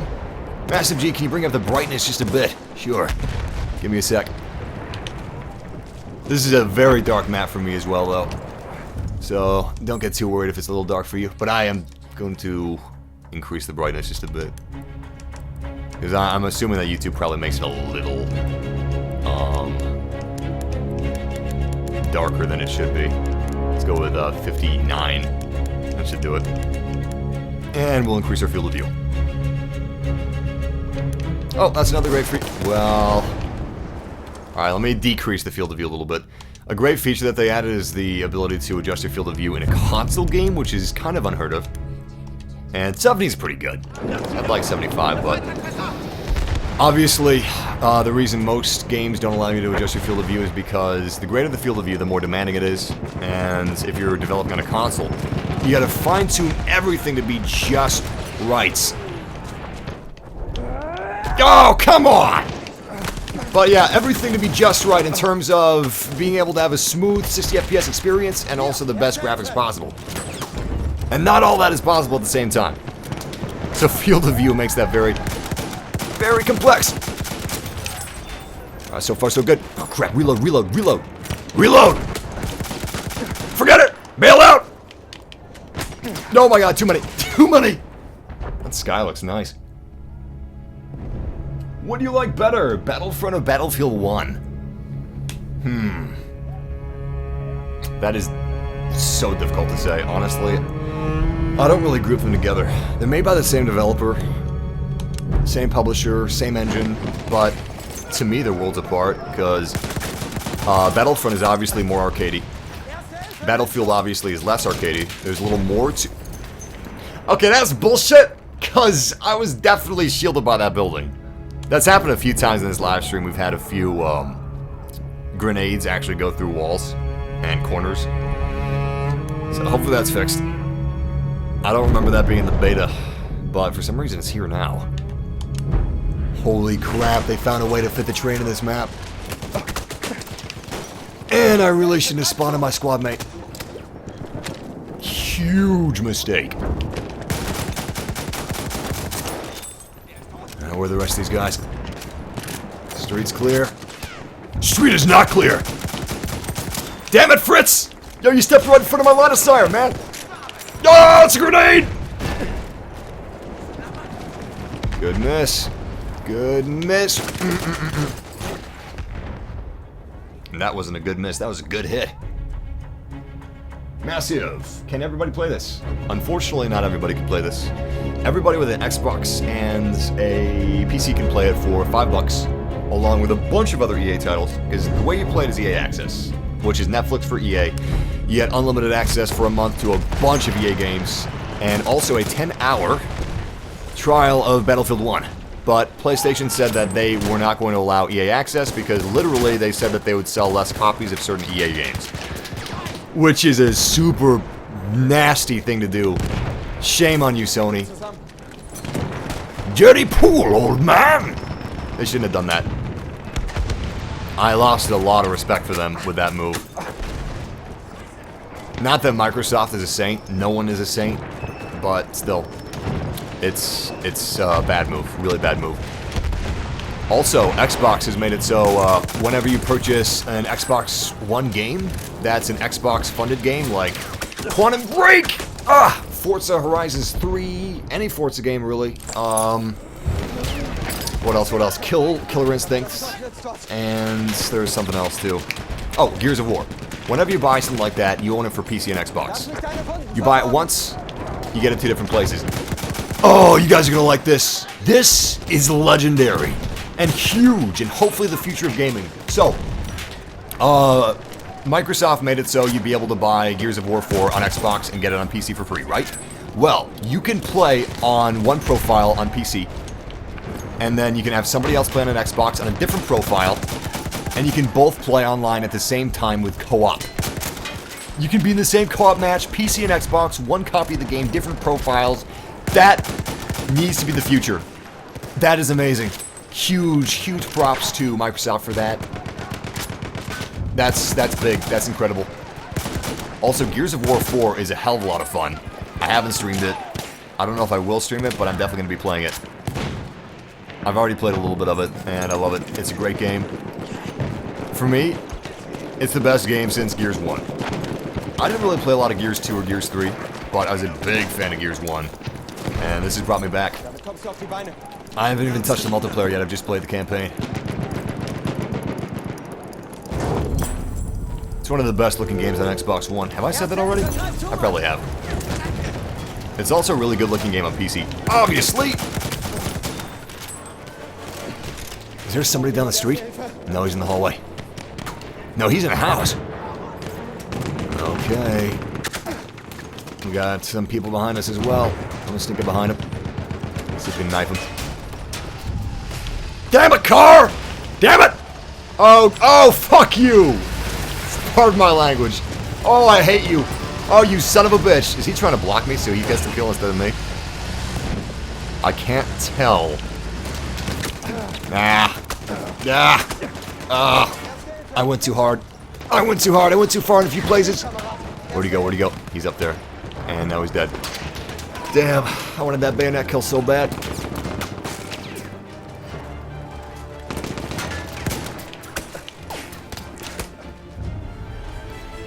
And that's defeat for the German Empire.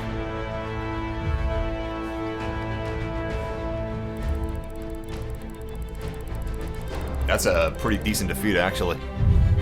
Almost 200 points down. No 1.5 match bonus for us.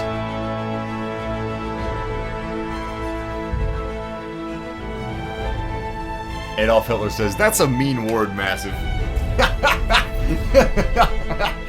That's good, man. Oh, that's really good. I like that picture they used, too. It's a very, very serious picture of him. Looks like a very super ethereal man. You think Adolf was super ethereal about Man Bear Pig? It's probably super ethereal about Man Bear Pig. 24 kills, 8 deaths. Back on the wagon. Kind of. I'm definitely not to my Battlefield 3 days, or even back to my Battlefield 4 days, but I'm gonna get there.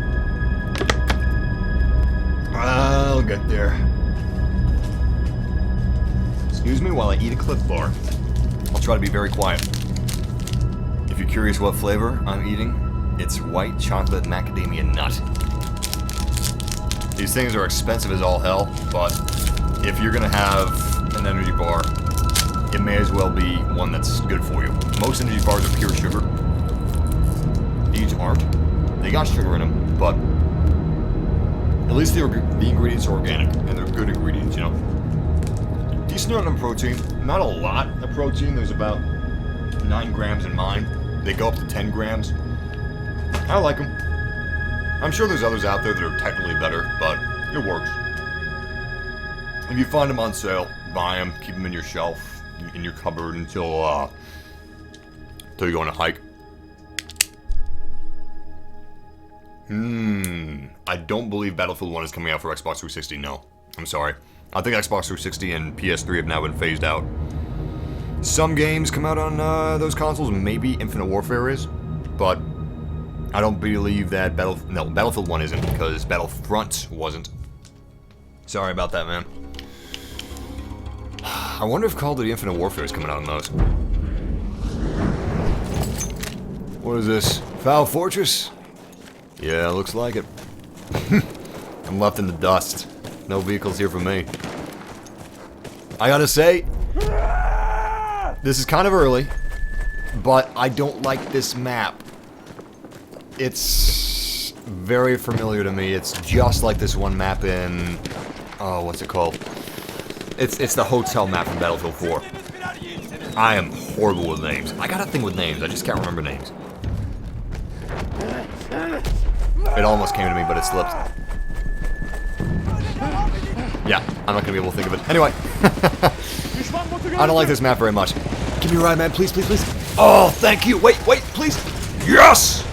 Thank you, man. I appreciate you. How do I say thanks?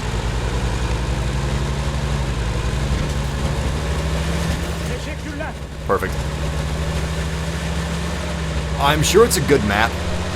Honestly, I haven't played it a whole lot, so I can't say if it's fair as far as balancing is concerned. I can't say if it's a well-designed map.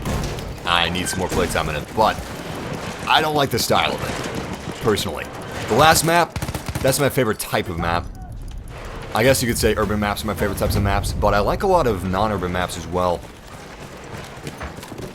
There's just too much water. I actually quite like the Sinai Desert map. I don't think the Sinai Desert map was a good map for the beta. It's a bad first impression for a lot of people. The last map that we played would have been perfect for the beta, but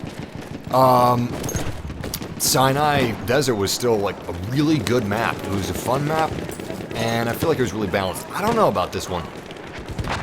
You know, I'm sure it's fine. Objectively, I'm sure it's good. I don't like it. But that's an opinion thing. Big difference between opinions and objectivity. It's my opinion that I don't like it. Whether it's good or not, we'll see.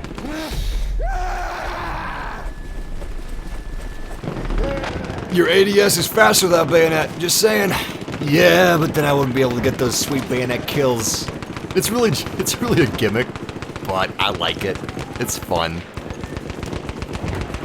You could also use it as a bit of a sprint. You can get places just a bit faster. On the whole, it's probably not worth it. And at some point, I'll probably take it off. But I don't really play to be like MLG or anything like that. I just play for fun. Oh my god! I didn't even hear that thing. Thank you! How am I still alive? Where's my medic? Is he dead? No, he's alive too. Good job, man. Yo, you're the real MVP. I appreciate you. There was a warboat around too. That was dangerous for him to do that, but he did it anyway. That's how you know you got a real good medic. Real good medic. That's a pretty good sniper. Hey, we got 95 damage, or 95 points worth of damage. What is your favorite gun? Okay, my favorite gun, that's hard to say. As far as pistols go, it's a cross between the Luger and the 1911. As far as rifles go, it's the STG-44. It's a miracle in terms of design. M16 is also great, you know, it's a good classic. I like a lot of the classics. Luger is a classic German pistol. 1911 is a classic pistol. I guess you could say it's a classic American pistol, but honestly, it's more than that. It's the pistol of all pistols. Such a good gun. And STG-44 is a very fun assault rifle, so is the M16. They've both seen a lot of service. I'm sure someone's gonna ask me why the AK isn't one of my favorites. I like it. I don't dislike it. It's just not my favorite. I don't have necessarily good reasons for having these as my favorites.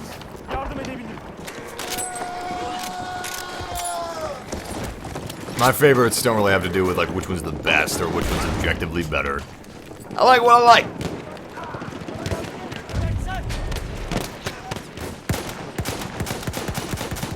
Decent sidestepping, medic. I'll get him. Oh, wait. Is he dead yet? No, he's not dead yet. Let's get the horse first.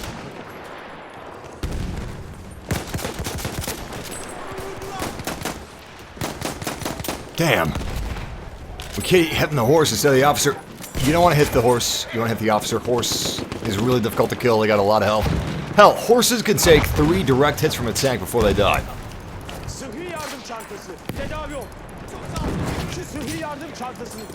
Loving those healing points. Oh boy. Ah! Who got me? You must have seen my foot or something, because I was almost completely behind that sandbag barricade. Thank you. I'm so thankful to have good medics on our team.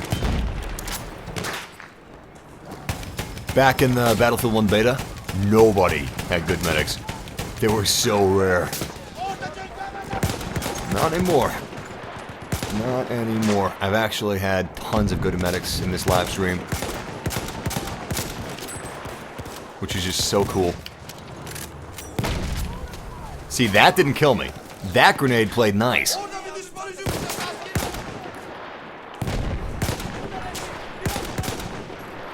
Close. Let's move up.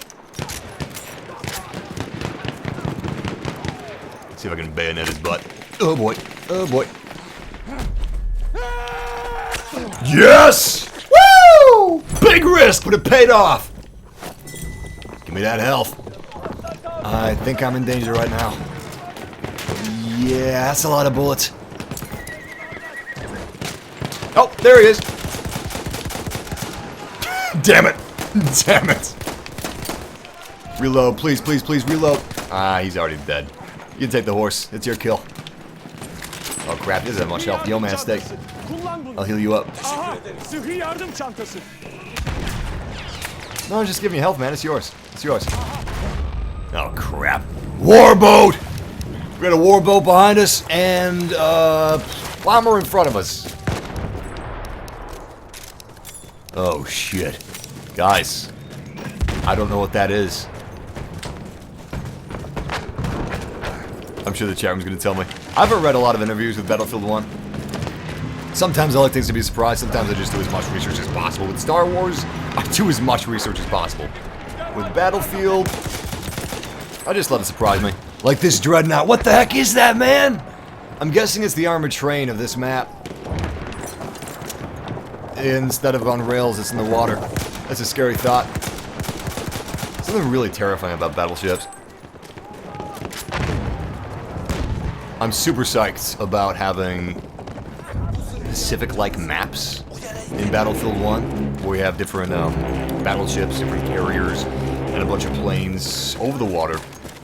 Dog fighting, ship fighting, ship bombing, AA guns dotting the sky. Can't wait for that.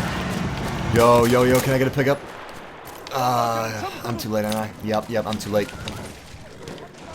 Gidebilir miyim ha? Yeah, he's way gone. I don't even see him anymore. Too bad that thing was beached. Maybe he's gonna circle back around. We're just waiting in the water. God damn, I'm out of ammo. Any support around here? Anywhere? Acilen cephaneye ihtiyacım var. Nah, we're out of luck. We gotta use our pistol or swap out our kit.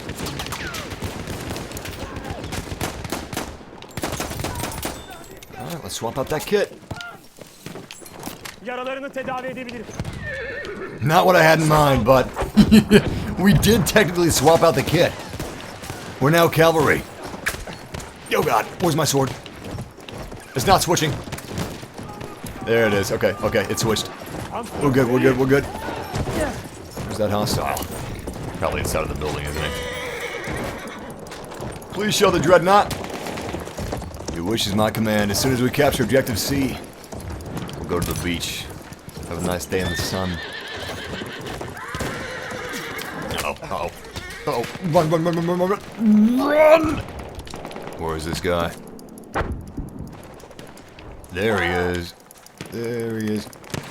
Are you kidding me? Where's the cavalry class? I guess it only works when we spawn as cavalry? Yeah, that's probably it. Only when you spawn as cavalry.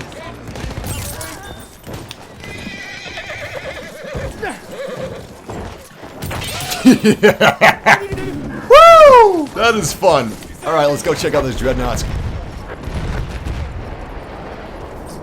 Christ, what was that?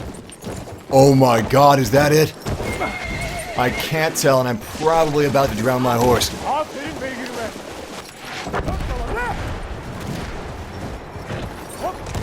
Please don't die, I don't think that's the dreadnought in the distance. Maybe it is, I don't know. Is that the dreadnought? Seems kind of far for players to be controlling it. Usually if players are going to control something, it's going to be a little closer. Please move.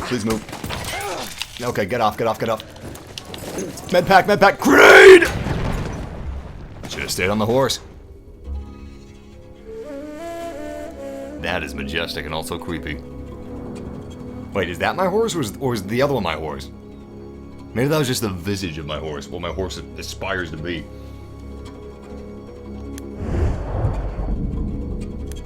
Are these the maps? Yes, that is the destroyer, actually. It's coming in slowly, but it is moving in. I think it's... Is that player controlled?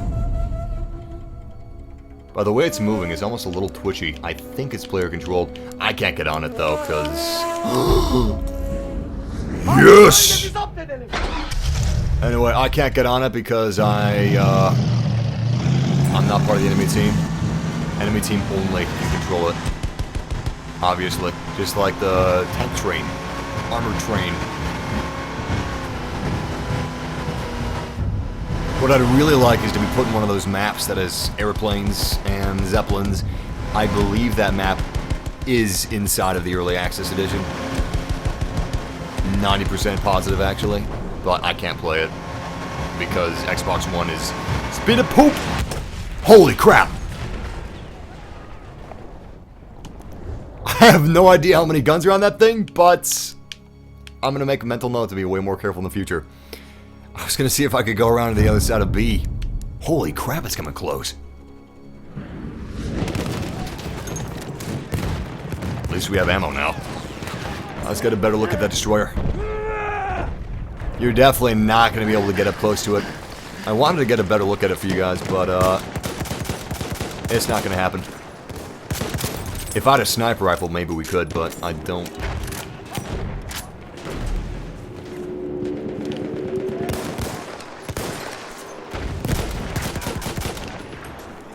This is gonna be the best look I can get. Maybe. Oh, it's dead! Looks like a whale gone belly up. What? I got trampled by his horse! Thank you, based medic. Oh my god, it's still firing. What the hell? Yo, it's still firing. Okay, so I'm not a stickler for realism or anything, but I'm pretty sure that it shouldn't be firing anymore. That actually looks really damn silly. So I want to check it out closer, but I also want to capture Objective B because, you know, it's my duty, it's my obligation. But as soon as it's taken, I think I'm going to crawl on top of it. You know what? Screw it, I'm doing it now. We're doing it live! Ah, we got a tank next to us. It's trying to ruin my fun! No! No! No! This might be our only chance. What if this is a glitch? What if it's not supposed to be capsized like this? Please, please tell me I can spawn near it. Oh god, I need a squad mate. Wait, this should take us in close. If he doesn't beach himself first. Oh my god, I can't see anything. Alright, let's be quick about this. Let's be really, really quick.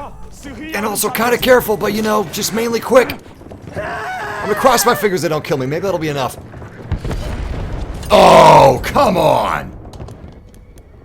We gotta keep trying, guys. I'm gonna get on top of that battleship now.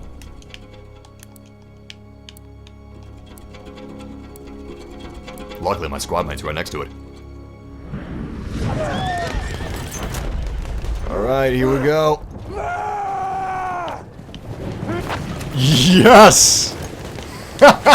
Okay, it's too steep, but we kind of got on it.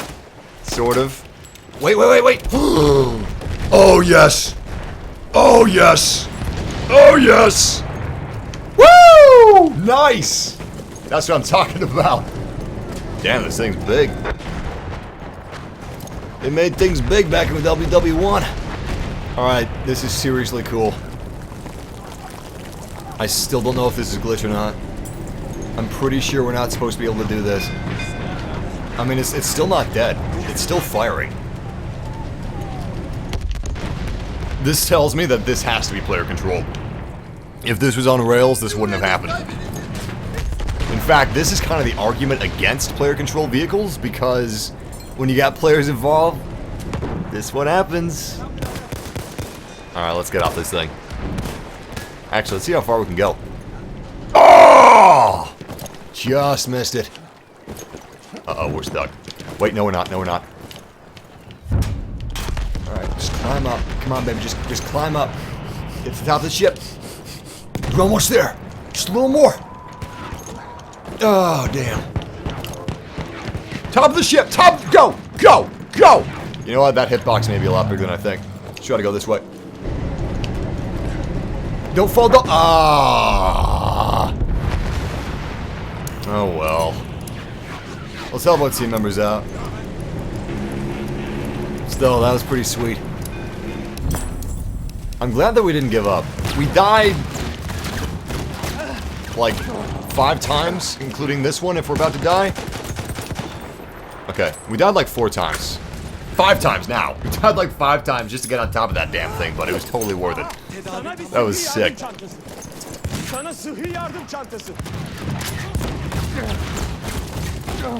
Jesus, this thing's effective. You seen this? Oh, God. This ship is partially capsized, and it's doing a great job killing our team, even still. What we really need is a tank. Or an artillery truck, and that could do a lot of damage to the ship.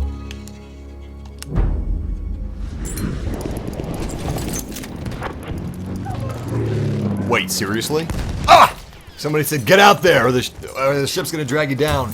Do the ships actually do that? Because of the Titanic, when that sank, if you were in the water, the suction of the ship going underwater would drag you down under with it.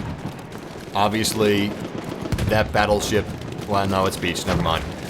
But if it did sink out inside of the ocean, and if you're on top of it in the ocean, let's say you dropped out from a plane, would it actually pull you under, or would you just kind of float on top of the surface of the water?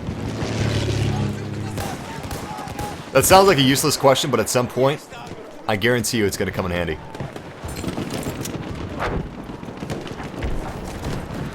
I'm sure a lot of people are going to try to land on the battleship. Just parachute out of planes, land on the battleship, try and use it as sniper's post or sniper's roost, and then the battleship sinks. And it's sinking.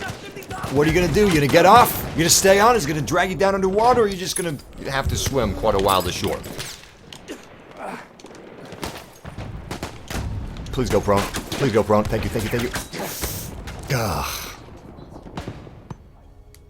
I appreciate the medic revive, but unfortunately, that wasn't the best time to be revived. I should have just skipped it. Hey, we got another warship.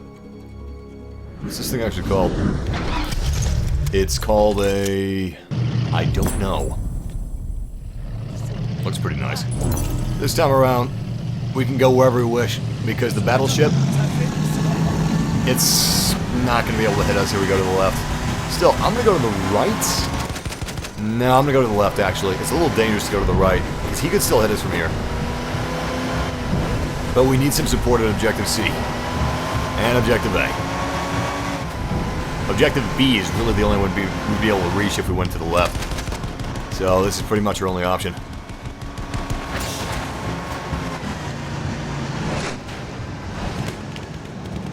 Camera is super sensitive on this thing. Let's see if we can ram them. So you can't actually ram people that are in the water.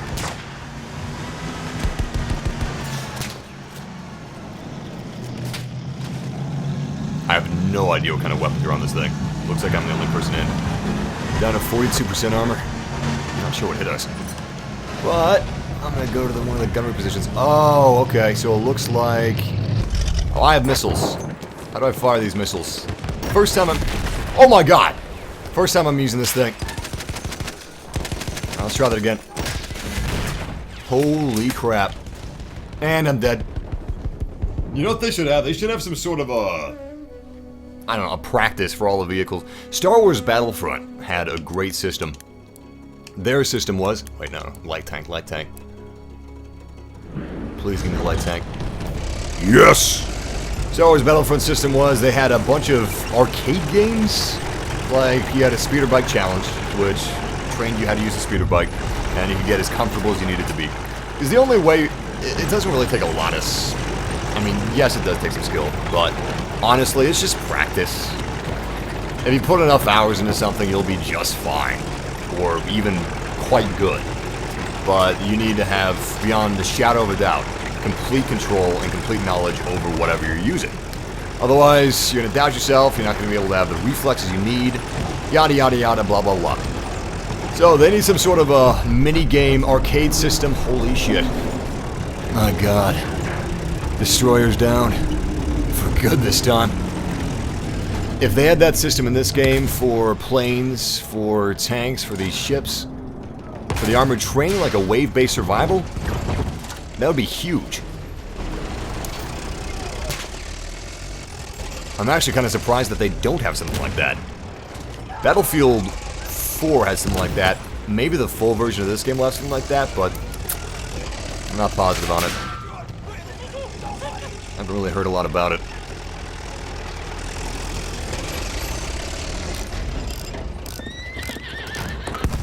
I think we're being hit with cableless just now. Obviously, that was a grenade from the horse. Do you have another one? Shit, he did. I think that was all his grenades, though. So I'm gonna take a big risk and do some repairs. Risk paid off! Let's do a few more repairs.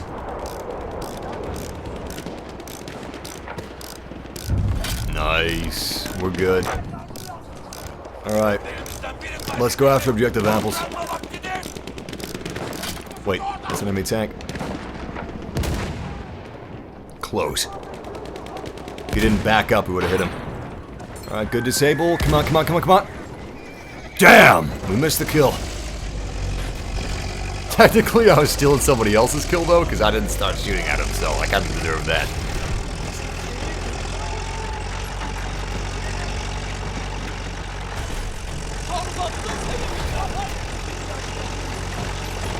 Yeah, we're playing EA Early Access. But I am back to reading the chat room, so if you guys want to talk, let's do it. Good tank damage. Come on. There we are. One more hit. One more. Ah, I see what he's doing. I see what you're doing. I see what you're doing. We're disabled, aren't we? Yeah, we are. Back in the tank! Please don't blow up. Please don't blow up. Oh, boy. We're good. We're good.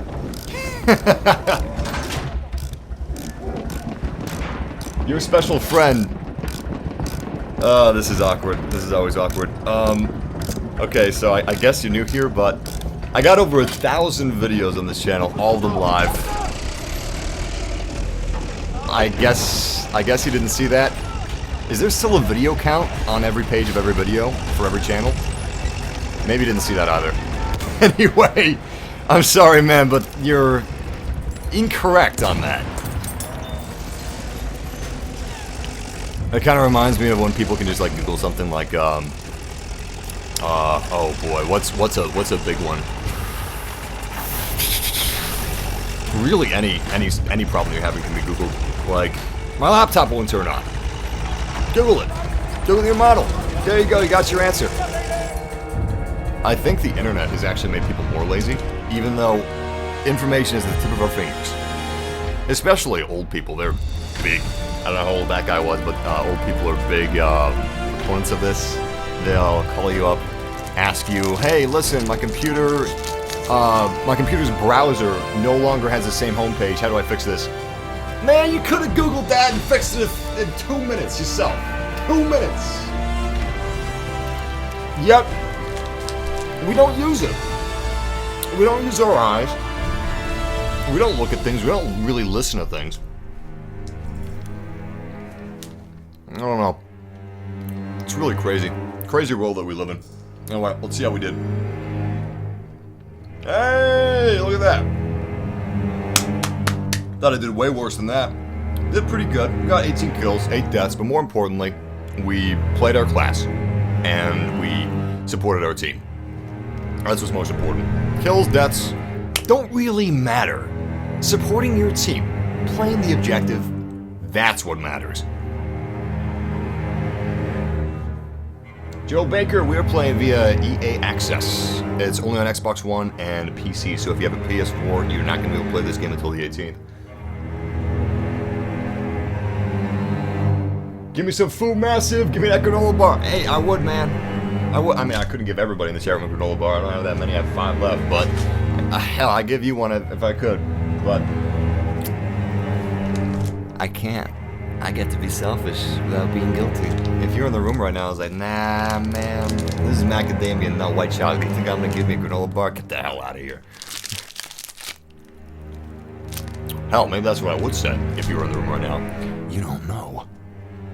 What's the difference between rush mode and operation mode? I don't know, because I can't play operations mode. I think operations mode is like multiple games, like multiple matches. And that's the main difference. But no one's playing it on Xbox, so I can only play Conquest. Early Enlister Edition. Good question, Patrick. If you got the Early Enlister Edition, you'd play the 18th. But if you have EA Access on Xbox or PC, you can play it now. However, if you don't buy EA Access, or if you're on PlayStation 4, 18th. No, I'm not the secret voiceover for Duke Nukem. John St. John is, which, that's a badass name. John St. John is actually the voice for Duke Nukem, and he seems like a really cool guy. He's got a great voice, too. I love Duke, though. The name's Nukem. Duke Nukem. I've got balls of steel. It's been a long time since I've done the Duke impression. Hell, it's been a long time since I played Duke. I'm at the wrong gunnery position for this. I can't defend the plane. It's time to kick ass and chew bubble gum. But I'm all out of gum. And I'm all out of planes, too. Bombers down, and we're finally playing on a different map. I don't really like Cow Fortress. It's okay. Foul Fortress is fun, but It's not my favorite.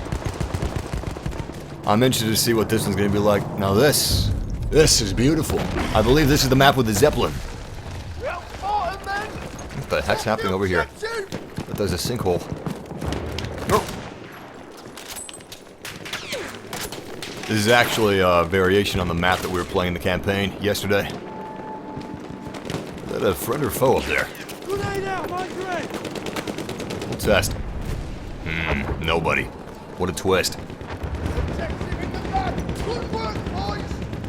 I'm getting some serious flashbacks to Call of Duty World at War. So, Call of Duty World at War was obviously World War II.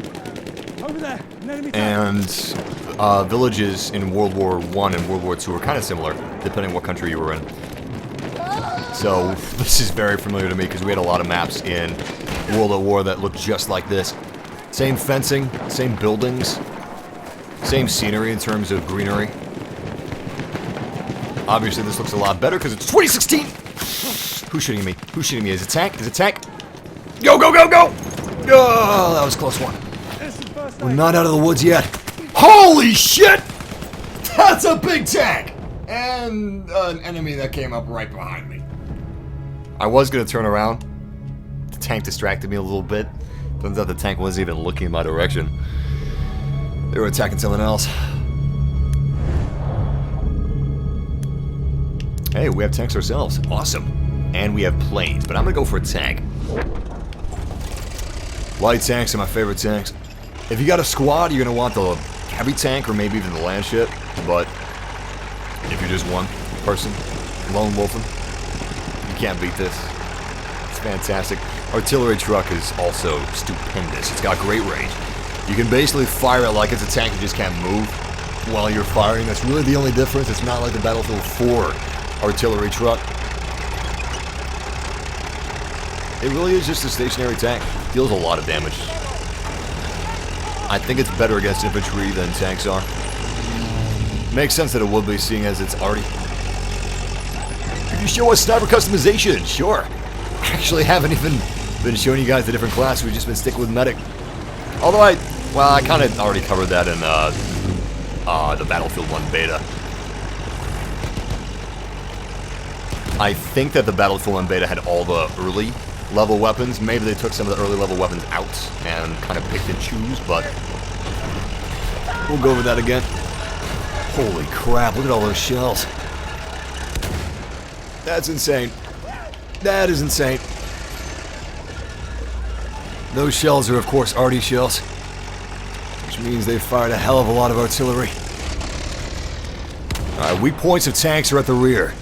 Luckily, he's showing us his butt! Let's take advantage! Heavy armor's at the front. Alright, we're dead. We are so dead. Unfortunately for us, we played that kind of stupid. We went up at the tank all Rambo style. That's not how you want to do it. In fact, I think the driver even hopped out. Ooh, planes. Fighter plane. Oh my god. I had to turn off inversion real quick, but this looks so nice. Oh, please don't be shooting at me. The UI is so laggy on PS4 and Xbox One, by the way. It sucks. It sucks so bad. Where is it? Invert flight on? It's already inverted, though. Yeah, that was already inverted. What the hell? Alright, how's our health? I don't think we've actually been hit.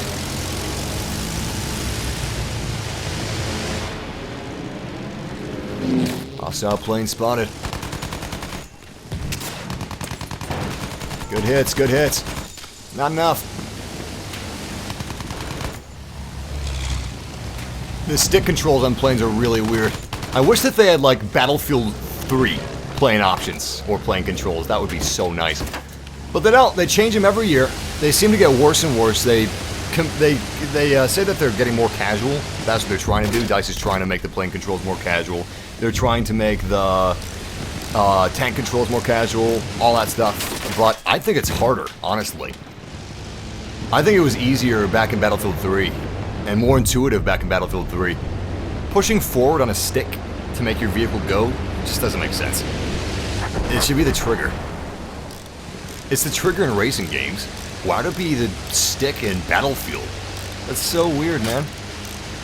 I haven't even figured out what the sticks are for flying in Battlefield 1.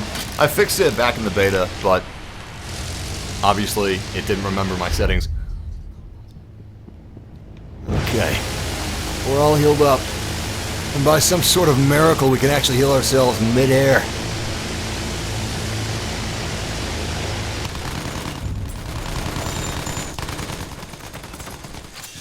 Woo! Took out a little bit of his wing. Alright, let's see what else we can do. I mean, the plane controls aren't that bad, but still, I don't know why they completely get rid of previous Battlefield controls and they don't just, like, rename it.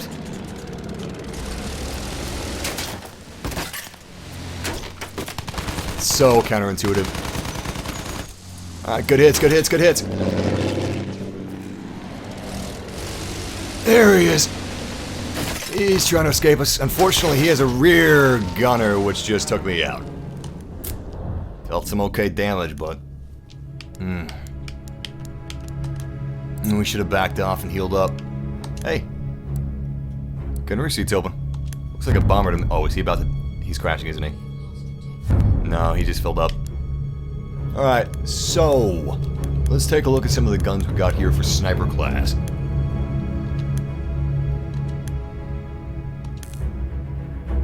That's a decent amount of weapons, actually. Breech loading, single shot rifle, firing a heavy black powder cartridge. That sounds cool. I don't know a lot about... Wait, what?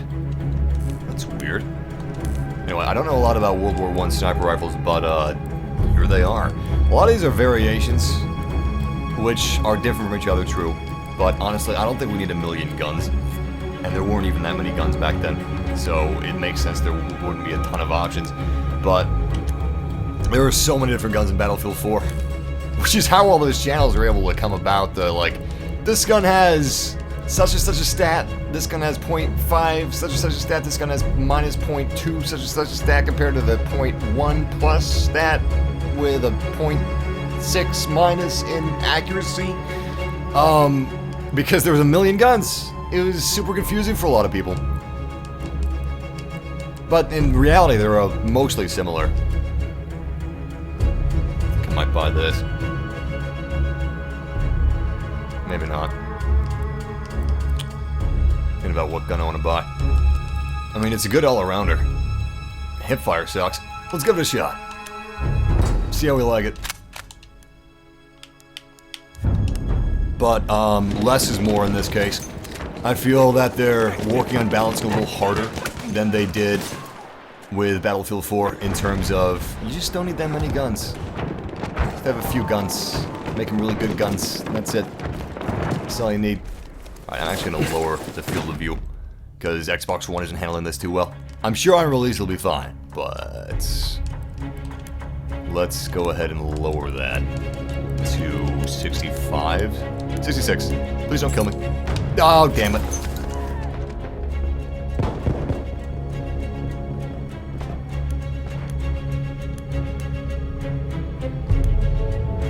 Wait, what's he doing? Was there a teammate around, or was he just checking to see if I was still alive? Let's get back up there. Let's test this gun.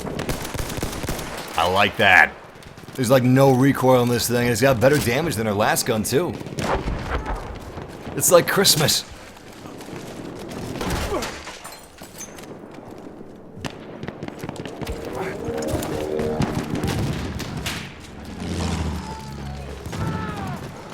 We got attack planes and bombers overhead. Let's be aware and be careful. Hey, what is this? Oh my god. Ah! We can't check it out yet. We're in danger.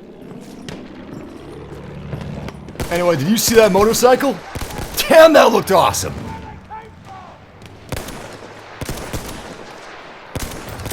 Hey, headshot. Awesome. Alright. Let's keep this up, boys. Well, actually, let's keep it up and go to another objective, because we're not even helping our teammates right now. Ooh, someone's behind us. Probably very, very close behind us. Teammate is dead. See, I don't trust like that. I don't know where this guy is, but he just killed my teammate. I'm not moving up yet. Is that him? It's probably not him.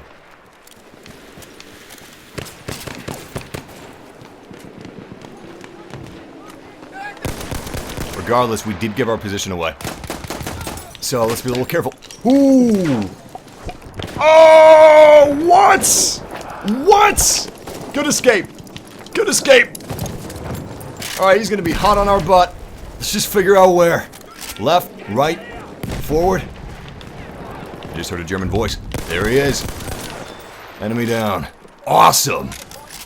Yo, this is fun as hell. I love this game. This game is so damn sweet. Wait, I got you. I got you. Yes! I should really be reviving more people. I need to get on point.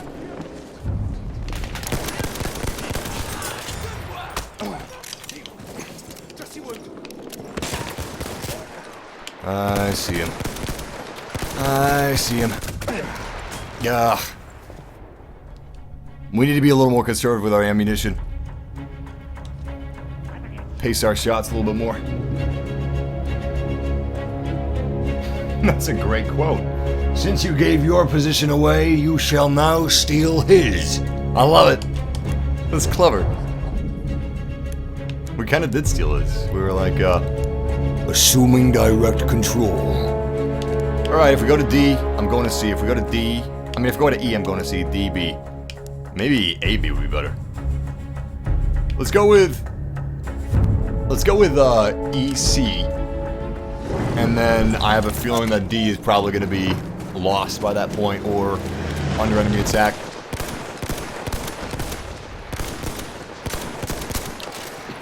And that's why I'm not a sniper. Because the leading targets. Oh shit, that's a sniper. Yeah, one thing you don't want to do, especially if you're a stormtrooper, don't shoot at a sniper from a great distance. Don't shoot at a sniper from a sniper's distance without a sniper rifle. Stormtroopers were actually in World War II. Like, literally. It's not a joke. They were part of the German army.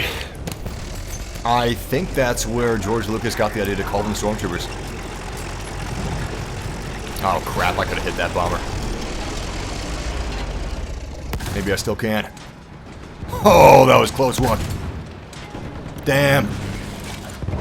Where is he coming in? If he comes straight at us, we can hit him. That's gonna be a mess. Shit.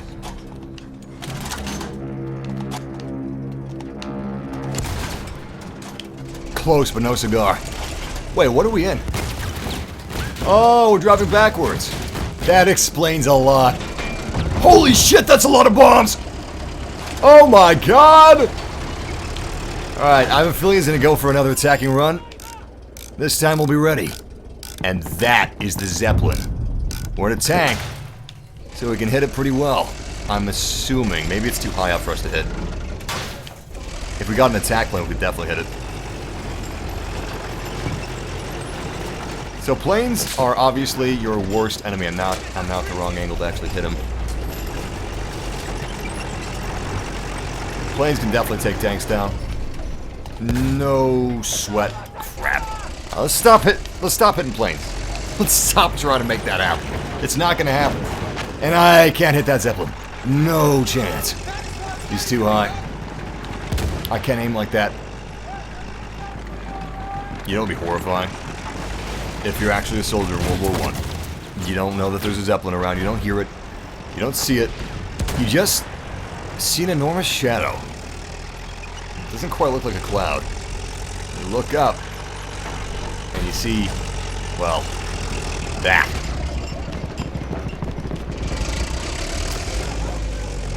Next time we die, I'm gonna get us a plane. We'll take it down from the skies.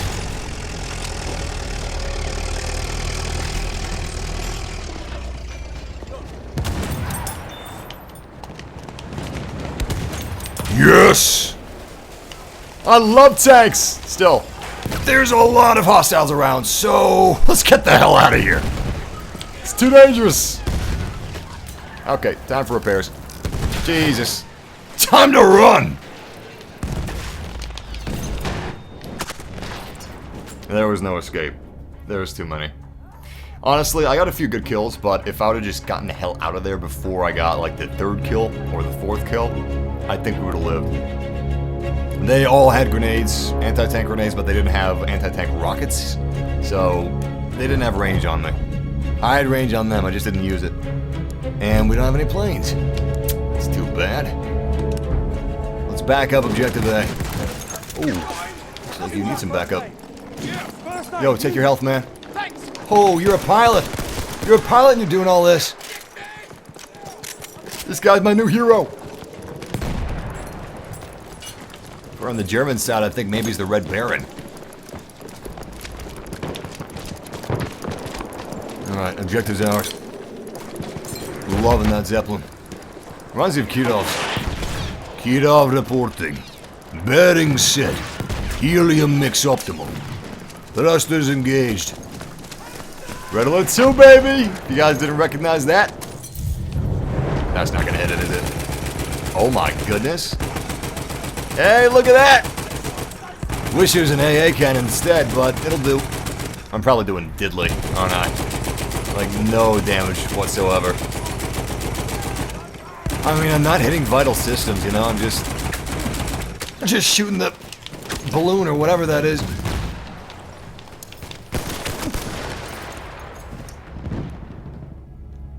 Hey, you called him, man. You gonna die! Thanks, Mr. Nice Guy. I wish I read your comment before I died. Maybe that was him coming up behind me. Typed in the chat room, gave me fair warning. I didn't heed it. I really didn't heed it. I deserved it. I don't know how I thought I'd be safe there.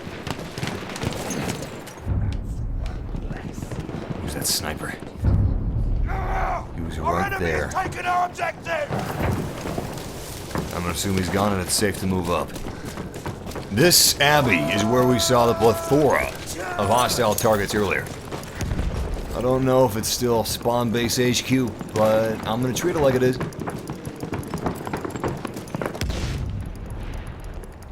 Man, there are more Germans here than at Bratwurst Festival. Now it's a ghost town.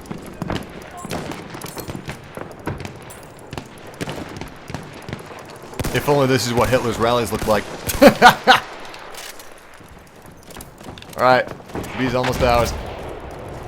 Wait, we got hostiles. Question is, where are they?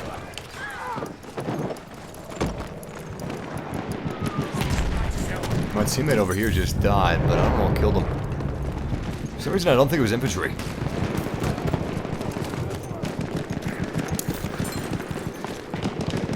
Wait a second. That's a sniper. That is a sniper. Oh, he's running! Too late. What he's gonna do is he's gonna pop up on the ridge. Yeah, and he's gonna be super hard to hit. Yes! Never mind. I will gladly eat those words. Alright, Zeppelin's at about, I'm gonna say 60 health. If we had an AA cannon around here, I'd use that in a Mississippi second, but we don't. There's not really any way we can take that Zeppelin down ourselves. We just gotta rely on our teammates for that. Anyway, I'm gonna get out of here in style. In the passenger seat. Oh yeah. Yeah. Real badass. That's exactly what I wanted. Actually, this is pretty badass. I don't even have to drive. Oh my god. Oh my god. Oh my god. That's the Zeppelin. Ah, Zeppelin's shooting at us. Can we please get the hell out of here? That's a horse! Horse is on our head. Oh my god. I can't even see him. Horse killed me! And killed the driver. Please have planes available. We need that Zeppelin out now. We don't have any planes. I'm gonna wait here for just like 5 seconds. Read the chat room and wait for planes. Pigeons? Take it down with pigeons? You know, that's actually not far off. What we were going to do for World War II against the Japanese, because most of their houses were made out of wood, we're basically going to take bats, make them all kinds of flammable, set them on fire, and then unleash them and drop them in the Japanese cities. Thereby burning the cities to the ground with flaming bats. I don't know about you, but I think that sounds pretty badass. Honestly, sounds a lot cooler than using atomic bombs, but we didn't do it. We tried it. We really, really tried. It just didn't work. You know what's funny? America's top scientists were probably working on the bat thing. Flaming bats. And then we got Einstein. We're like, oh shit, thank God. A real scientist. And then Einstein didn't throw that as far as I wanted. Alright, that is some bullshit though, right there. I should have been completely shielded. Grenades are going through walls and corners and things that they shouldn't be going through. Although, that was my fault because I threw the grenade a little shorter than I needed to, but I still shouldn't have died because I took cover for it. Regardless, I feel like the US was like, oh thank God, we got a real scientist. Look at him. He's making atom bombs and shit. We're making flaming bats. Hell, we can't even make flaming bats. It doesn't work. We can't even accept that the bats don't work. We poured a lot of money into the flaming bat theory, too. I can't remember how much it was, but it was astronomical for the time.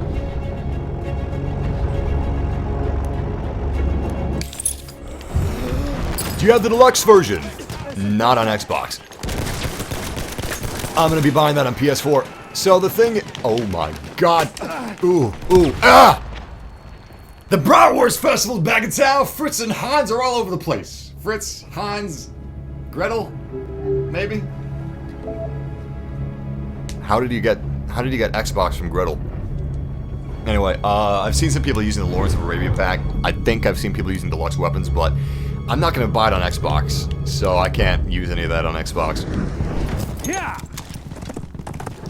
I'm probably gonna get it for, well, I'm definitely gonna get it for PC for capture purchases, but I'm also gonna get it for PlayStation, but I won't be getting it for Xbox. I'm playing on Xbox right now because the servers are the same on Xbox or PC. There's really no difference between the two, and I'd rather be playing on the projector right now.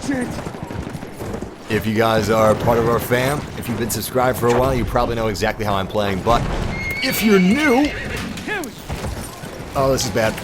This is bad. See, if you get into too much of a circle strafe, that happens. Right there. The more you circle around them, the closer or the farther away you're going to get. Most likely the farther away you're going to get. So you want to get them on the first pass through, and if you don't, good luck.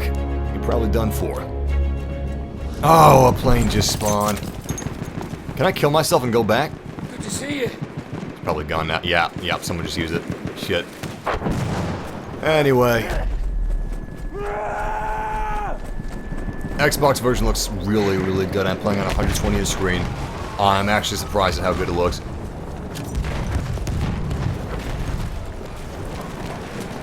Really, the only thing about it is that it's 720p. And that's it. Shit, I keep pressing the wrong button. Aside from that, it's great. I'm assuming at launch it's going to be a solid 60 frames per second. Right now it does dip. If you run 75 field of view, if you run 80 field of view, it's definitely going to dip down into lower 50s, I would say. Well, not lower 50s. Mid 50s.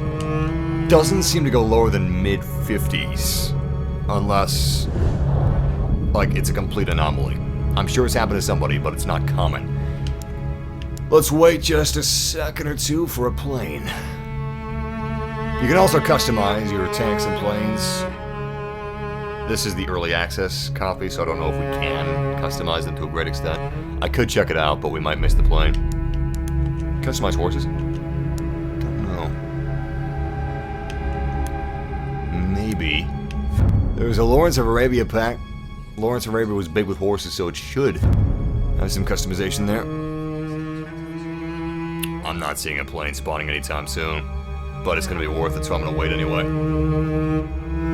It's just a casual match anyway, so it's not a big deal. Can I play PS4? PS4 is not 1080p, no.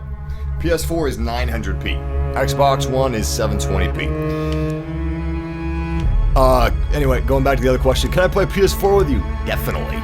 Once Battlefield 1 is out on the 18th, what we're going to be doing is we're going to be doing... Guess we got to go to the tank. You know what Whoa! What the hell? What is going on? What is going on? I'm supposed to spawn an attack I spawned on the outside of the tent, and then I got killed by a bunch of Fritzes and Hanses. There's like 6 of those guys right on our base. Wait, are they spawn camping us? Is that our like main base? That's our main base. They're spawn camping. That's too bad. Let's go with the Artie truck. I think Artie can hit the Zeppelin, but I'm not positive. Oh my god, I think the Zeppelin's going out.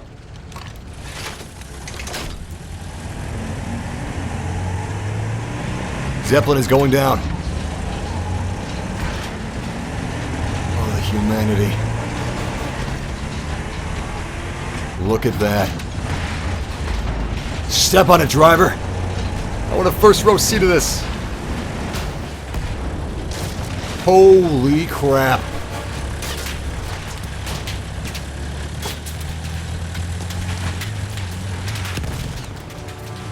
I wonder if that Zeppelin's bigger than the Hindenburg. Apparently the Hindenburg wasn't even the biggest Zeppelin crash. It's just the most well-known.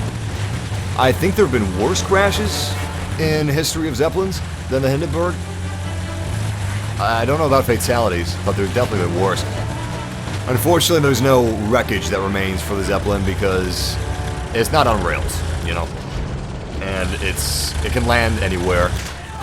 It can crash anywhere, so they can't really have the carcass stay for a long period of time.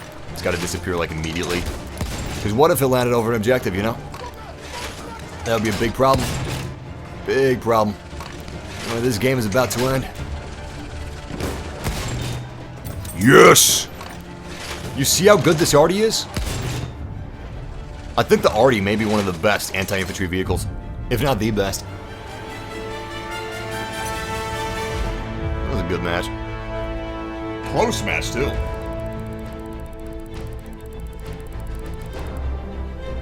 Let's see how long it took. The match took 28 minutes. Okay, look at that. The maximum time for a match is around 30-35 minutes, right? We just took 28 minutes. We had a match that took like 26 minutes. We had a match that took, I think like 27 or 28 as well, like an additional match. But in the beta, Conquest matches were like 20 minutes long, or less than 20 minutes long. Sometimes they were. I think they're either 15 minutes or 20 minutes. Anyway, not our best match compared to our last matches, but I still had fun. It was a good time. Anyway, I'm actually kind of surprised that I'm picking this up as quickly as I am. Because I haven't played Battlefield regularly in years. Maybe just a year, but I played Battlefield 4 for like 1 to 2 years solid. Almost every single day when it came out. Haven't done that for a while, but I am definitely going to be getting into this game because I love it. I think it's great. I think it's unique. And it's pushing the envelope of graphics. Best looking game in the world right now. Honestly, it is. It's better than Crysis. It's weird to say that out loud, but it's better than Crysis. I guess there have been some games that have been better than Crysis. Metro 2033 looked better than Crysis. There have been some others as well, but what am I trying to think of? The Division looked great on PC. I don't even know what engine that is. Still, we have a game with incredible realistic graphics about war, and it's World War I. That's a big risk. I appreciate that, and I'm really excited to have our Wait, what is this? Oh, we already played this map. I'm really excited to have our subscriber war. Oh, it's 45 minutes. Damn. Wow. Okay. Matches don't go over 30 minutes usually, but that's pretty cool. Anyway, yeah, I'm actually going to take a break because I don't know where this headache came from, but I'm getting a bit of a headache. I've been staring at screens all day long. Thank you guys for joining me for this Battlefield 1 live stream. I have some big news to share with you guys in a couple seconds, but before I share that, thank you for joining me for this live stream. It's been a lot of fun, and it was an adventure. It was a long day. I wasn't having a good day. We had a lot of glitches. Walmart messed up my PSVR order, so we couldn't stream that, but I'm in a good mood now, thanks to you guys, so thank you for that. Now on to the news. I'm going to be giving away a copy of Battlefield 1 on the 18th. And that's going to be for, well, it's probably going to be up to you. I don't know if I'm going to buy a PS4 copy or if I'm going to buy whatever copy the winner wants. Probably whatever copy the winner wants. But I hope you guys are able to join us for the 18th. And that's going to be a lot of fun. I'm going to stream some more Battlefield before that time. I'm going to stream some PSVR very soon. I don't know when it's going to arrive from Walmart. But we'll see.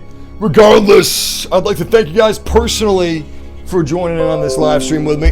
And how long have we been streaming anyway? 2 hours 46 minutes, that's not too bad.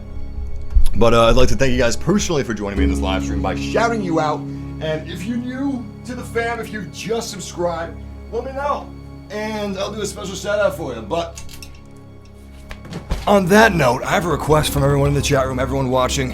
If you would ask for a shout out, and let me know if you're new to the fam or how long you've been subscribed, I'd really appreciate it. Because we're starting the 2 minutes of shoutouts in 10 seconds.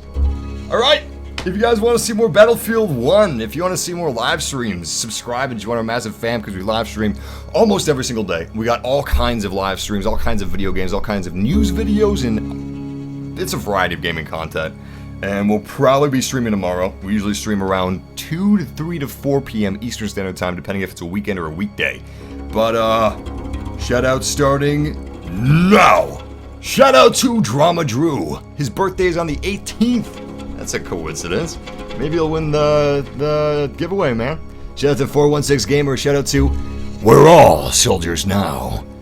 I didn't start this war, but I'm damn well gonna finish it. Shout out to Eagle 877. Shout out to Gabe 2480. Shout out to Mohammed. Shout out to Ethan Sanchez. Shout out to Anthony Shout out to Anthony Portier, there you are. Shout out to Sherrod Johnson. Shout out to Dominic Lee. Shout out to Karma Gaming. Shout out to Red Mentalist Crimson Spirit. Shout out to Karan God. Shout out to A-Man KSA. Shout out to Arthur Lamora. Shout out to Redwood Games. Shout out to Hail Satan, am I right? Who's been with us for over a year now. Shout out to you. Shout out to Violet Moon. Shout out to Queen Desi. Silent Ninja, who's been with us for a year. Shout out to Arthur. Shout out to Adolf Hitler? He's been subscribed since Rainbow Six Siege. Felt weird shouting him out. Shout out to Chadulus. Shout out to Dragon Hunter. Shout out to Nigel Marvin. Shout out to Giuseppe. Shout out to Matt Cole. Shout out to Arian Athelwell. Shout out to Thomas McNee. Shout out to Kason Christensen, Warfighter 2016. Shout out to Alfredo Cosio. It's my favorite pasta. No, wait. Lasagna is my favorite pasta, just like Garfield. Shout out to Thomas McNee. Shout out to Clay Neon. Shout out to Yusuf Mustafa. Mr. Nexo. Shout out to Kiardian Winner. I hope I'm pronouncing that correctly, man. Shout out to Kiardian. Shout out to King Griffinhammer. Shout out to Stephen Mars. Shout out to Joe Baker. Shout out to Silent Mirror 660. Shout out to Vanessa B, who's been with us for a year. Shout out to Tyler Allen. Shout out to Joan Moose. Joe Baker. Epic Nate. Shout out to Caleb Likes PCs. Shout out to Marco. Shout out to Christian Rob. Shout out to Alec. Shout out to Awesome Bob 3226 with 1, 2, 3, 4, 5, 6, 7, 8, 9 pizza slices. Shout out to that kid from school. Shout out to Luke Skywalker. Shout out to CFQ Tough Enough. Shout out to Mayo Neptune. Shout out to Redwood. Shout out to Silent Wolf Mason Harris. Shout out to Gifts Y. Shout out to Dr. Rasco David Sion. Shout out to Max Crimson. Shout out to Copila Shrestha. Shout out to Brian Horst. Shout out to A Wild Hunt.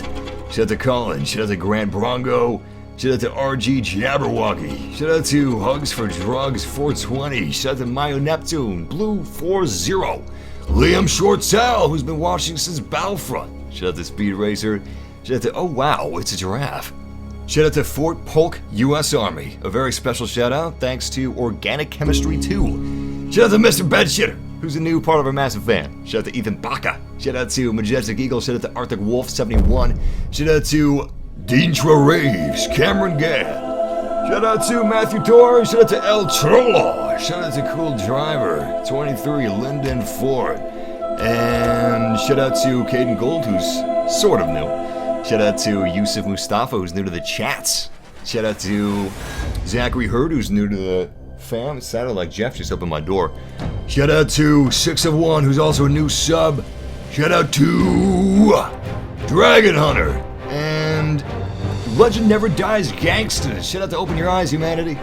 Open your eyes, sheeple. Shout out to Jordan Ferry. Shout out to Marco Orozco. Shout out to Marco Orozco. Damn it!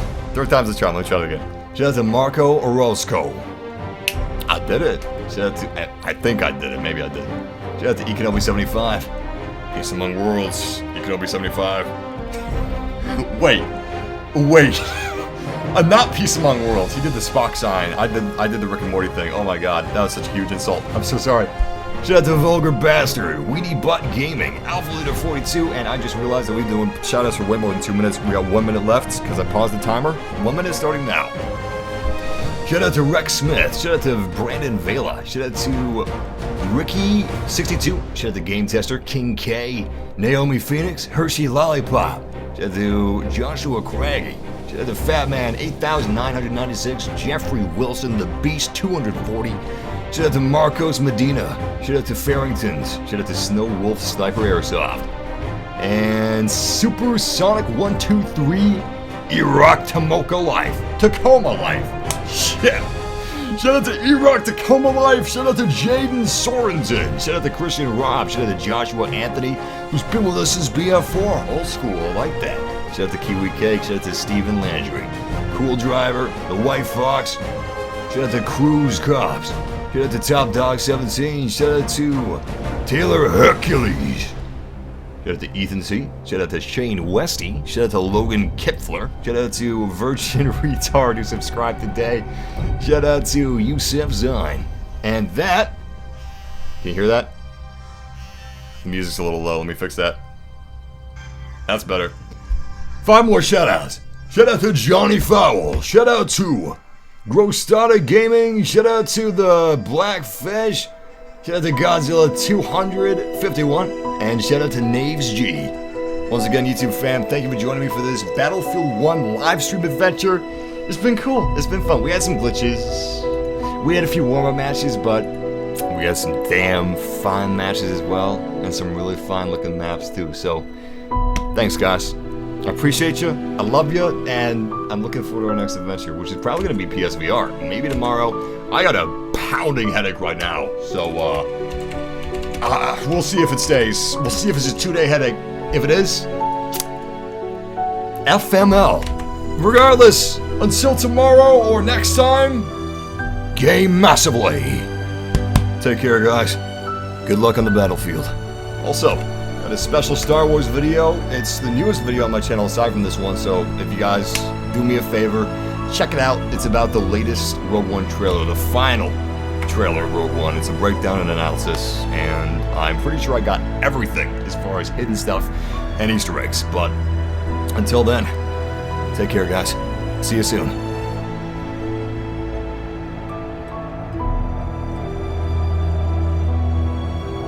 Surprise 5 shout out! Shout out to Nays 2002 from Portugal. Shout out to Crazed Wolf. Shout out to the Disco Hall. Shout out to Luke Johnson. Shout out to